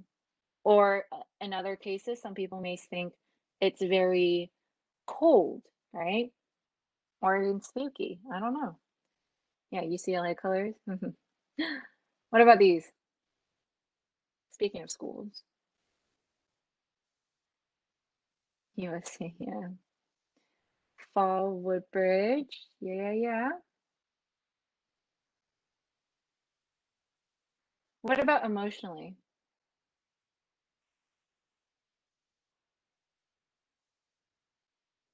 Do you like this color in comparison to the yellow and the purple? Oh, Winnie the Pooh. Oh, that's cute. Does anyone have like a adjective they want to give to this? Like, oh, I like it, or I don't, or I don't feel anything for it, or it makes me feel warm, or I don't know. Do you, nothing? No? Warm? Okay. Anyone else?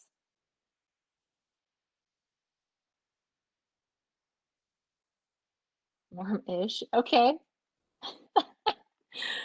Interesting. Two of the same answers. That's very interesting. Or unless that was a glitch. I don't know. Okay. Either way, moving on. What does this remind you of? Tree. Nice. Dirt. Nature. Land. Uh-huh. Very earthy, right? Very different. If you think about like the different colors we saw previously, so different from what you're saying now. Again, two colors on the screen, yet it makes you feel so much, right? So, color theory. And this is basically the gist of color theory. It looks really complicated, I know, but we're just going to go, take a deep breath. We're going to go slowly, right? So the main thing about color theory is that they have this thing called color wheel, right? Color wheel has 12 different colors, and it's kind of split in half, 6 and 6. There's one half called cool or passive colors, right, which is the much darker shades, much more kind of duller. I don't want to say duller because they're still very vibrant. They're just not as bright, right? Kind of these darker colors. Blues, greens, and purples are really cool. If you think about like just standing in the shade, right? It's just very cool. It feels very blue. I don't know if that makes sense, but like, don't you ever feel like a color, right? And on the other side, the other half, it's very warm. It's very active, right? If you think about, remember the beach and the sun, it's like very active. You're outside, it's hot, or it's just like the most vibrant colors out there. And we'll learn about how those vibrant colors can be both good and bad. So yeah, that's the color wheel. These are the color relationships we're going to go more in depth in. There's also terms down here if you really want to look at it. And meanings, you basically kind of, it's very intuitive, these connotations and these meanings, but we're just going to take a little quick peek, a little bit more in depth with it. And CMYK and RGB, we're going to be learning about now. So, does anyone have any questions before we start? No, are we good?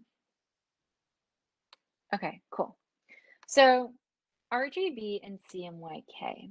Now, I'm sure you guys know that graphic designers typically work with a computer or a screen, right?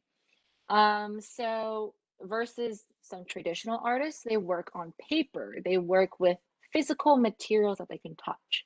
So there's a very, very big difference between the colors that are being used on the screen versus physically, right?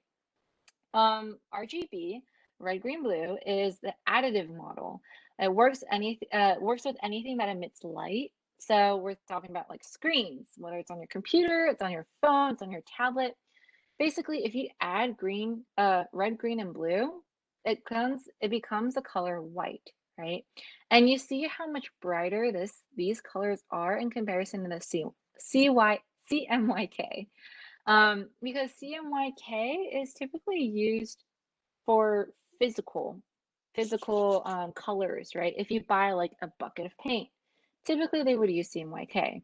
And it's a subtractive model. So if you ever played with paints or watercolor, when you added all the colors of the rainbow, it turned like this kind of like really weird brown, gray, black color.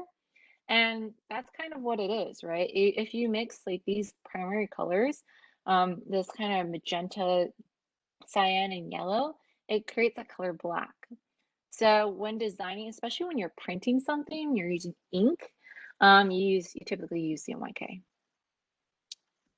And color modes. So you may probably think, have you ever heard of this phrase? I saw it on like a Tumblr post, but I thought it was really interesting because it basically said, whatever color you think of, it already exists, right?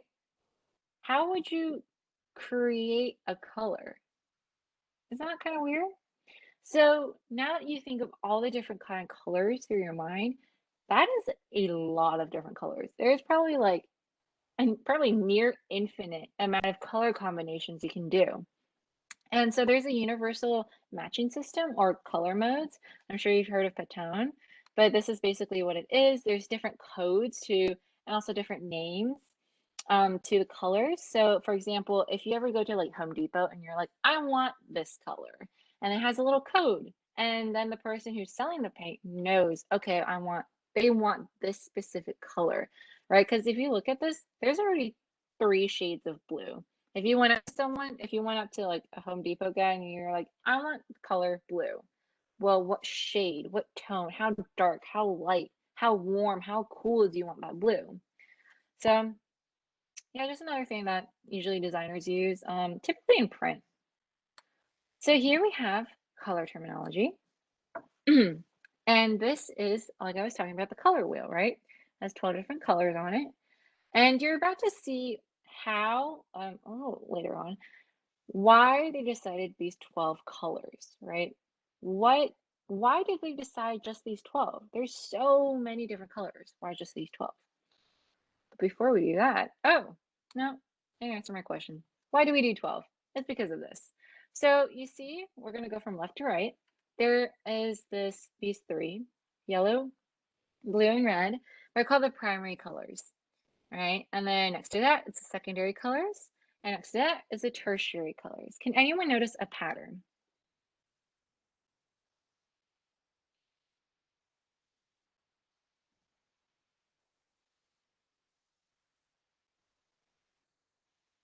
Anyone take a guess?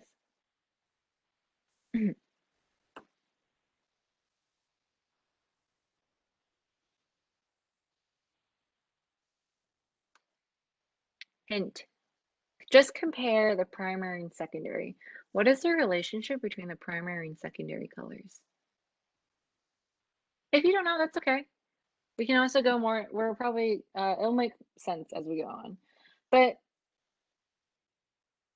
okay. Oh, sorry, I didn't see the chat. Oops.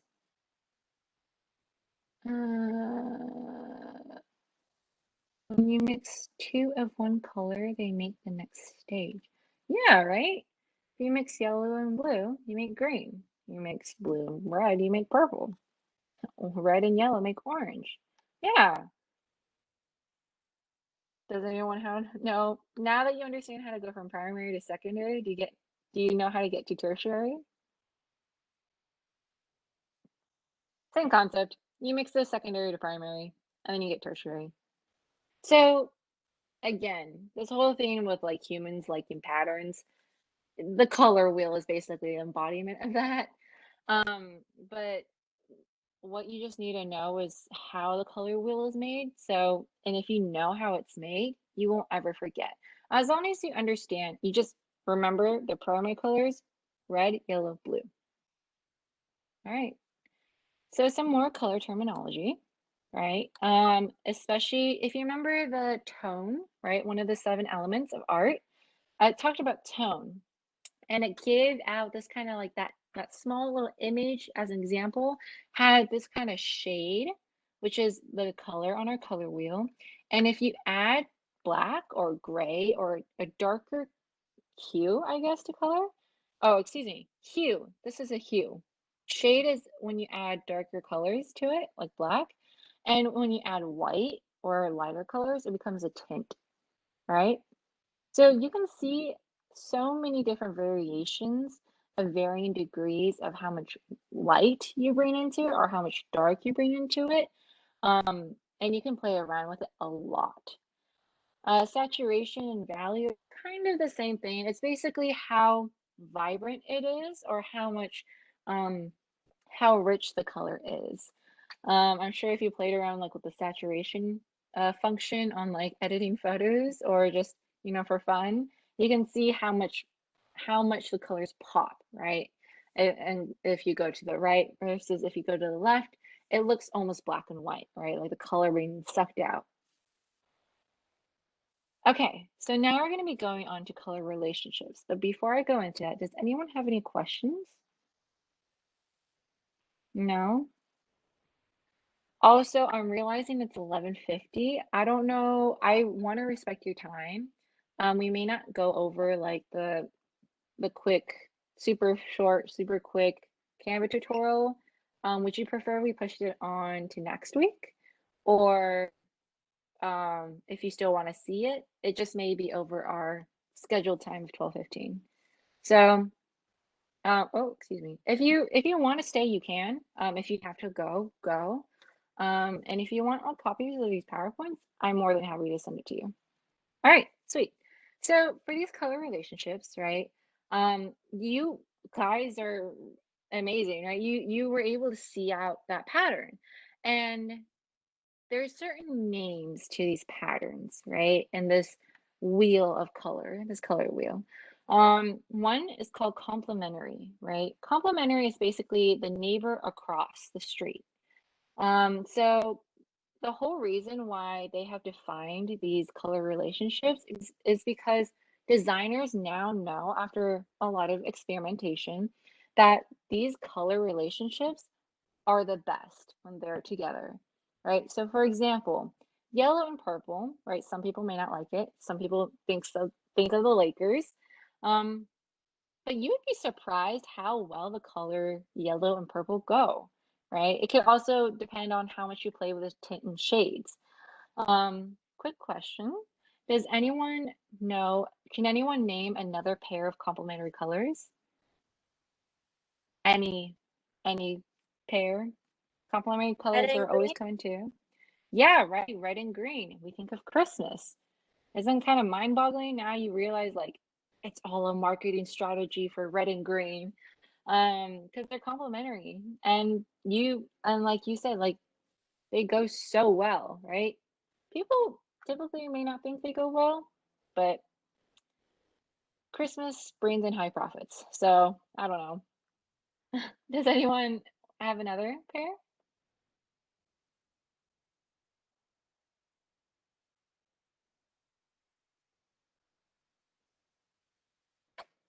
Personally, I think the orange and blue color pair is very nice. All right, moving on. Um, Split complementary. So really kind of like how the color wheel is based on the three colors, the color relationships are kind of based on the complementary relationship. So, I mean, I'm pretty sure you can tell, like if I keep going back and forth, you see why this is called split complementary, right? It's like your next door neighbor, but the neighbor is next to him, all right? So, for example, another one would be this green. Instead of green and red, it'd be this green and red orange and like purple orange, right? Um, and another one would be double complementary, which is like what? Um, Double trouble. You can think of it as an X, right? Or you can simply think of just two complementary relationships just put together, right? Two pairs. Can anyone name another pair? They don't necessarily have to make an X. I'm pretty sure they can be next to each other too. Like this, for example, yellow and purple and this yellow green and this red purple red. All right. Does not necessarily need a space. That's really up to the designer's decision. You can make it like a yellow purple and then make it red and green, right? Another one is analogous, which is basically four colors next to each other. This is very monochrome, which is just another fancy way to say colors that are within the same range. I'm sure you've seen designs of it or posters of it, but monochrome is, I personally think it's pretty hard to use because the contrast is pretty limited, right? A lot of people can like see yellow and orange very similarly. Yeah. Does anyone have any questions so far? No? All right, here's another one. Triad. So this is basically three colors, right? Triad. But the only thing you have to take note is that the space in between does matter, right? It always has to be three other colors. Do you see how it's always three? The grayed out colors are always in threes. So you just have to be aware of that. And now, does anyone have any questions? Are you good? Again, like this is simple. Google search will, like if you forget, Google is your best friend or the internet, if you use a different search engine. So now we're going to be looking at colors and culture, just really quickly. It's 11:54. Okay, but similarly to what we did with our like colors and connotations, color and connotations, you see that it's pretty impactful. Like how our society portrays those colors does impact us more than we realize, actually, right? Like the colors Christmas. Immediately we think red and green. Or Halloween, we immediately think orange and black, right? But it's not like that all across the world. A lot of different cultures respect different colors. For example, for us, for Americans, we typically wear white on our wedding day. While some other cultures or different countries wear different colors. They may not see white as in the same connotation or the same viewpoint that Americans do. Um, some people view white as death, whereas other people see white as purity. Another great example is that in Chinese culture, Chinese people view the color red as great luck or great fortune. Other people may see that color as just blood, right? Bloodshed. It's very vibrant. It's too much, and it's too bright. So there's a lot of different. It's really interesting to see how these colors are kind of so involved in our community, in our society, in our culture. Even though these like inanimate, non-feeling things, these concepts, like they don't exist with feelings. We only add that definition of emotion and connotation to them ourselves. So, you know, you can always defy that definition, right? Again, with that experimental design idea. But thinking of the colors and connotations we were talking about, you also start to realize how big of a role color plays in with branding, right? Color emotion guide, although the colors that these brands use may not be equal to what their brand is or like what they stand for, some of them do, right? Like for example, Nintendo, right, says it's here excitement, youthful, bold. They're always they always come out with new games. It's usually, I mean, nowadays people of all ages play with them, but it's very exciting, right? Because you can play a variety of video games on it. Um, where else? A lot of people see blue as trust. It's a little bit ironic because Facebook is part of that. And um, have you heard of like that blue light that our screen emits really attracts our eyes? It's kind of the same with the color blue, right? Feels very dependable. It feels like we can trust them. Maybe a reason why a lot of people like the color blue. Um, but yeah. you start like you look over this and you kind of see like wow, it makes kind of some sense why they chose those colors and how they wanted those color connotations to be added onto their brand.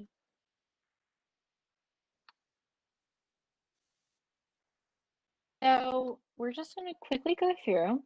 Um, and I also want to talk to you as in the perspective as designers too, just these colors and just some things to be aware of, some things to be just yeah, mindful of. So if you remember back then the color wheel, right? Imagine the color wheel, the 12 different colors, and you remember how I was talking about the cool and the warm colors, yeah? And I also mentioned how those warm colors, though they may be bright and very attractive to some people, to a lot of people actually, it can also be like there's a balance you must have because as you see here, the color red, there's so many different varieties of red, right? You have like this pink red, you have a very, very bright red, you have a little bit darker red. It's like, if you read in the text below, like this color red has a lot of different meanings. Oopsies, my bad. Um, and apparently it's scientifically proven that it can increase your heart rate. So typically red is really only used for contrast in designs. Some people try to go a little bit more muted with the color red because when it's really bright, it can be a little bit too intense and can overwhelm your viewer. So, there's also tints of red, like pink, which people tend to associate that with more feminine colors or consider as a feminine color. Yeah. But like it says here, red is generally used as an accent color because it's so dominating. That's why typically people try not to use so much red in their designs. Whereas orange is a pretty good middle ground, right? If you don't want something as bright as yellow, you have orange. And orange is um, thought to stimulate the appetite, right? If you think about there's the color orange, but there's also the fruit orange, right? It makes you a little bit hungry. I think it makes you think like, oh, hmm, that's an interesting color choice. Weird that it's the same color. Okay, anyways, but um as you can see again, like there's so many different varieties of orange and so many different brands that literally have no relation to each other. Like Fanta and the Zoo, they have no relation to each other, yet they use that color. And of course, each and every brand has their own reason. But they also wanted these you see at the top here that there's such a variety um of definitions or of connotations to this color that they really and they're so broad at the same time that they really can fit into any of these categories. I think Penguin House is the best because those that's a publishing company for books, for children's books especially. So they're very friendly, they're very affordable, they're very cheerful, right? Because it's a color you want to attract kids, right? You really got to think about your audience too. And yellow, similar to red, it's incredibly bright. It's typically used as an accent color. It's not recommended to use like in big, big portions. Um, and again, the same thing with like had different brands, like Ferrari and Denny's. If you can find a relation between those two, that's, kudos to you. Do tell me though if you do find one. I would be thoroughly enjoyed. Um, but also yellow, it's probably the brightest color out of the color wheel, right? If you think about in comparison to red or blue or green, it easily grabs other people's attention.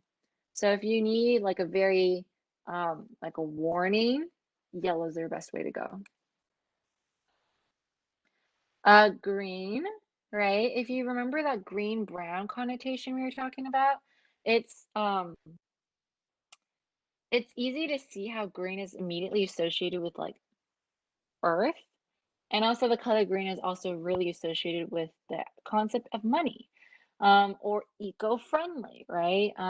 For example, the recycling symbol, green, is eco-friendly, or the Sierra Club, eco-friendly.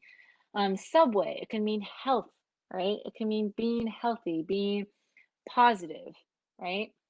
A lot of different, I know a lot of these definitions can overlap, and that's okay. Again, it really depends what shade or what tint of the color you're using and how you're using it.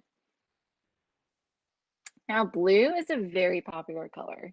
It's mostly in corporations or companies, right? We immediately see so many different tech companies like Vimeo, HP, GE, Samsung, or Philips or Facebook, right? Intel. So many of these online and digital brands.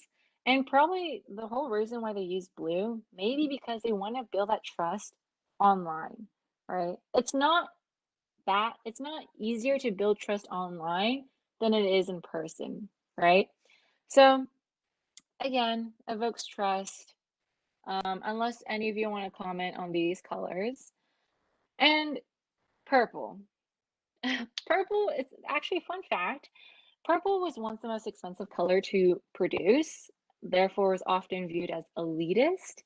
Although nowadays it's very frequent in toys and candy, because it's a very kind of childish color in a sense. Although some of these are not childish, like FedEx, a huge company, or Taco Bell.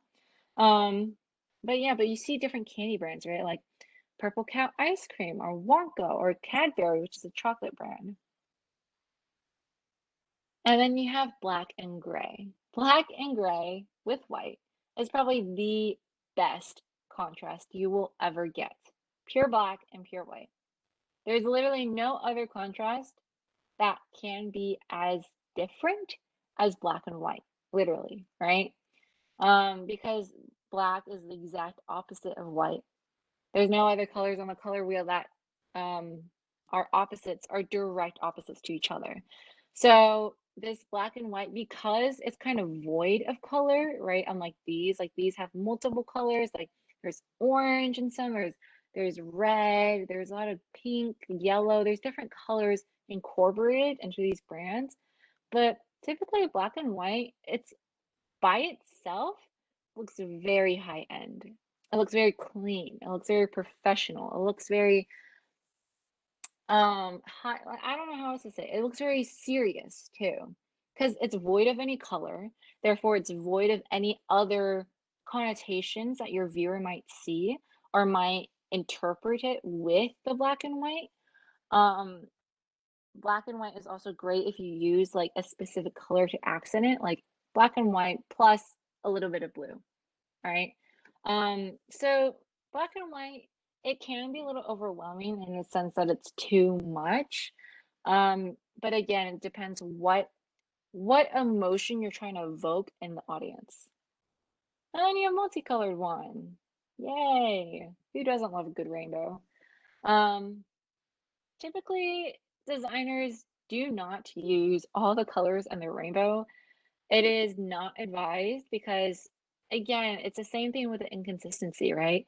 If you use so many colors, there's a loss to that focal point, to that main idea, to that subject. So if you use too many colors, you lose your viewers. You lose that understanding, that communication. Um, but if it's a brand, if it's simple, if it's something that has all the colors that to make itself recognizable, then that's a different case. And then this we can probably go on later, but it is now 12:06. We have, or not 12:07. We have about 8 more minutes. I can, you guys have the choice if you want me to go over how to use Canva really, really quickly. We're definitely going to go more in depth on how to use it, or if you want me to talk about abstract artists, because that would be our next section.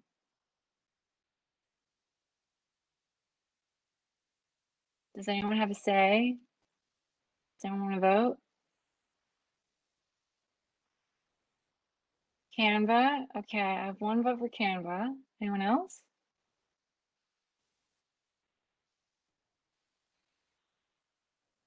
Oh, Janice. Okay. Okay. Oh, it seems like you guys are voting for Canva. let me just, open up this and then, okay.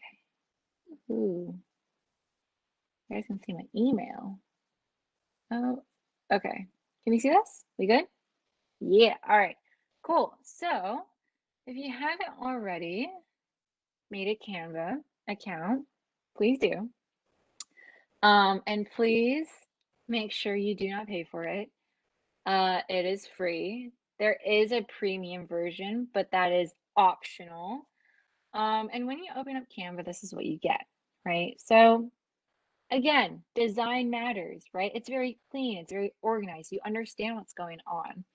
And so you can, in here, you can type in what you want to make. So if I want to say like make a presentation, then presentation comes up, all right? You can also go down and scroll through all these different like posts, posters. They also have things up here of like different events or different occasions. If we want to say, let's make a card, right? There's templates up here. We want to make a card.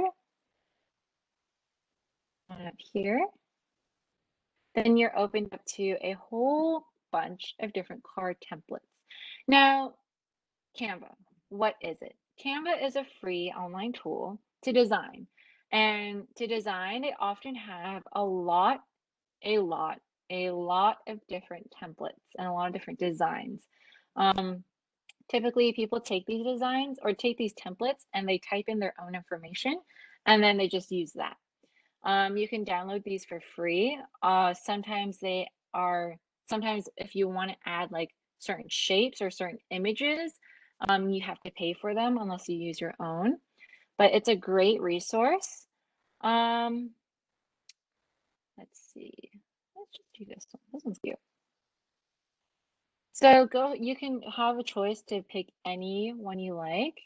And you see here, I've chosen one. It shows you these graphics, it shows you the color palette, as well as this thing called a hex code. So in like Pantone, right? If you look up colors online, you typically use this thing called a hex code. You use a pound symbol, and there's this combination of numbers and letters, capital letters, and that basically represents the color. Another way to look up colors is if you go to Adobe Color Wheel, and then you click color.adobe. It's loading.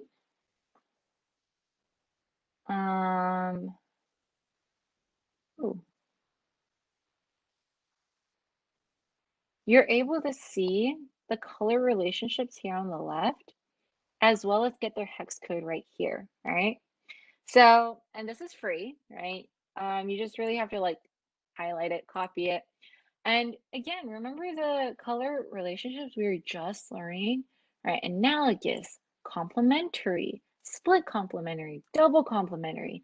And you have the choice to move these circles however you like, right? So if I want paler colors or pastel colors, or if I want very vibrant colors, or if I want to move that orange over, then you can do so.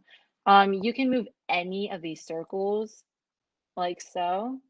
They usually just have a little arrow mark on this one just to show, oh, that's like the main color, or that's the color that you're going to base it off of. That's the center.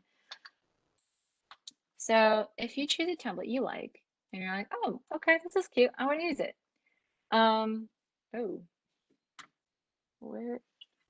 Then you can go ahead and just use this template. We'll open up a new page and let it load. So can everyone hear me all right? I think my earbuds just died. I can hear you. All right, sweet, thank you. So it's gonna take a little bit while to load.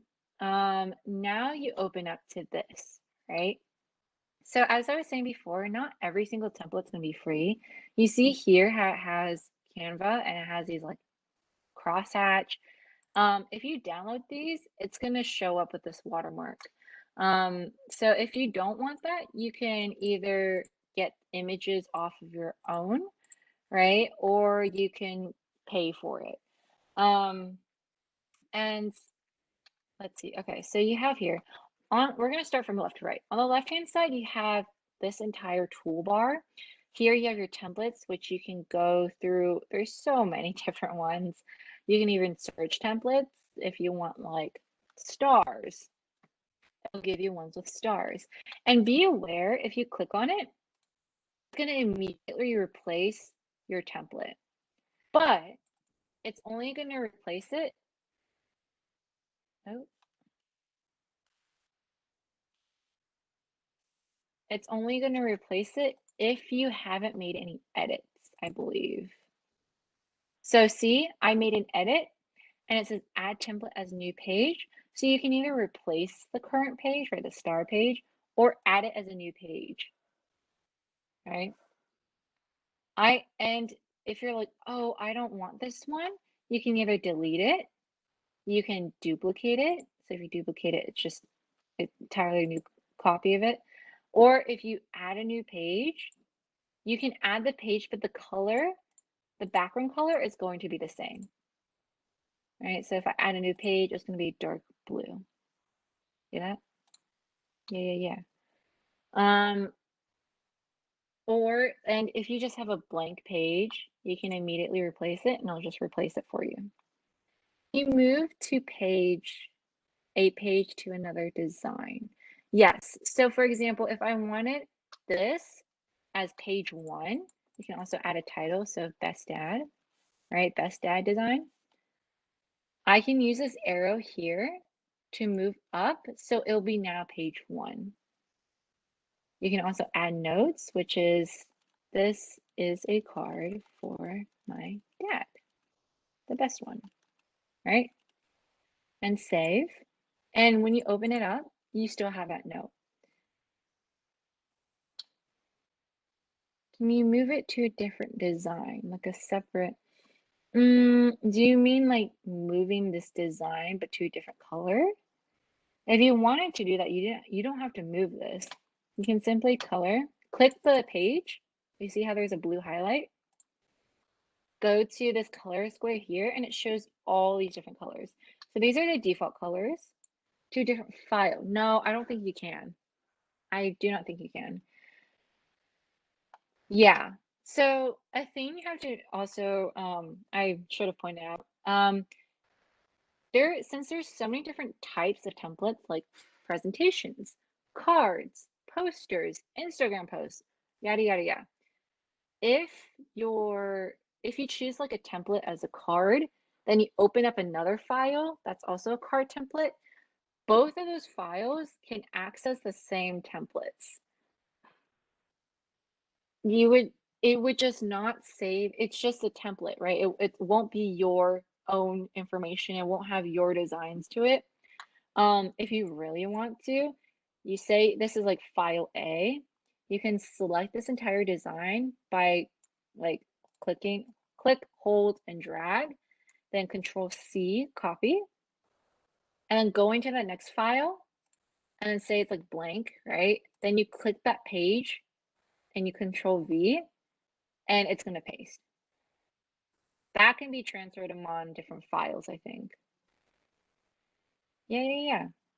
So like this, it's text. You can change any of the text, right? You can also change the elements of the design. So basically things that aren't really images or like they're just shapes or they're just there are typically called elements, right?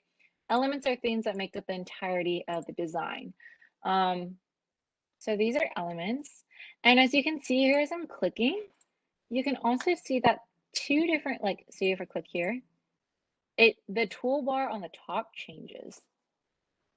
Whereas if you click here, the toolbar also changes. So you can change the different colors. Say I want a blue, it changes to blue.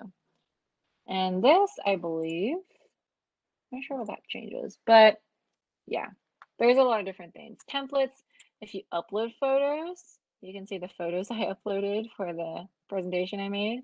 There's own photos you can look up, all right? Elements, like I was just saying. Um, Shapes, others featured. See how if I hover my clicker, my pointer over an element, there's a free symbol here. That just basically means that it's free to use, and if you click on it, it won't have a watermark over it. It'll also have like a history of it. There's different shapes. There's also different text you can use, like add a heading, add a subheading. There's also different text templates that you can use as well. Yeah, so you have all of this. And I think that should be just the gist of it. If you would like, I highly recommend everyone to play around with it if possible. Because it's so much fun to use and it's so easy and convenient as well. Oh, hold on, one last thing, because I realize it's 12:18. When you want to save a design, go ahead and choose this second to last button to the right, and it's this download icon. You can choose any file, like the file type you want to save as, and you can choose which page, right? If you don't want to save all 2 pages, you can choose, okay, I only want the first one, done, and just go ahead and click download.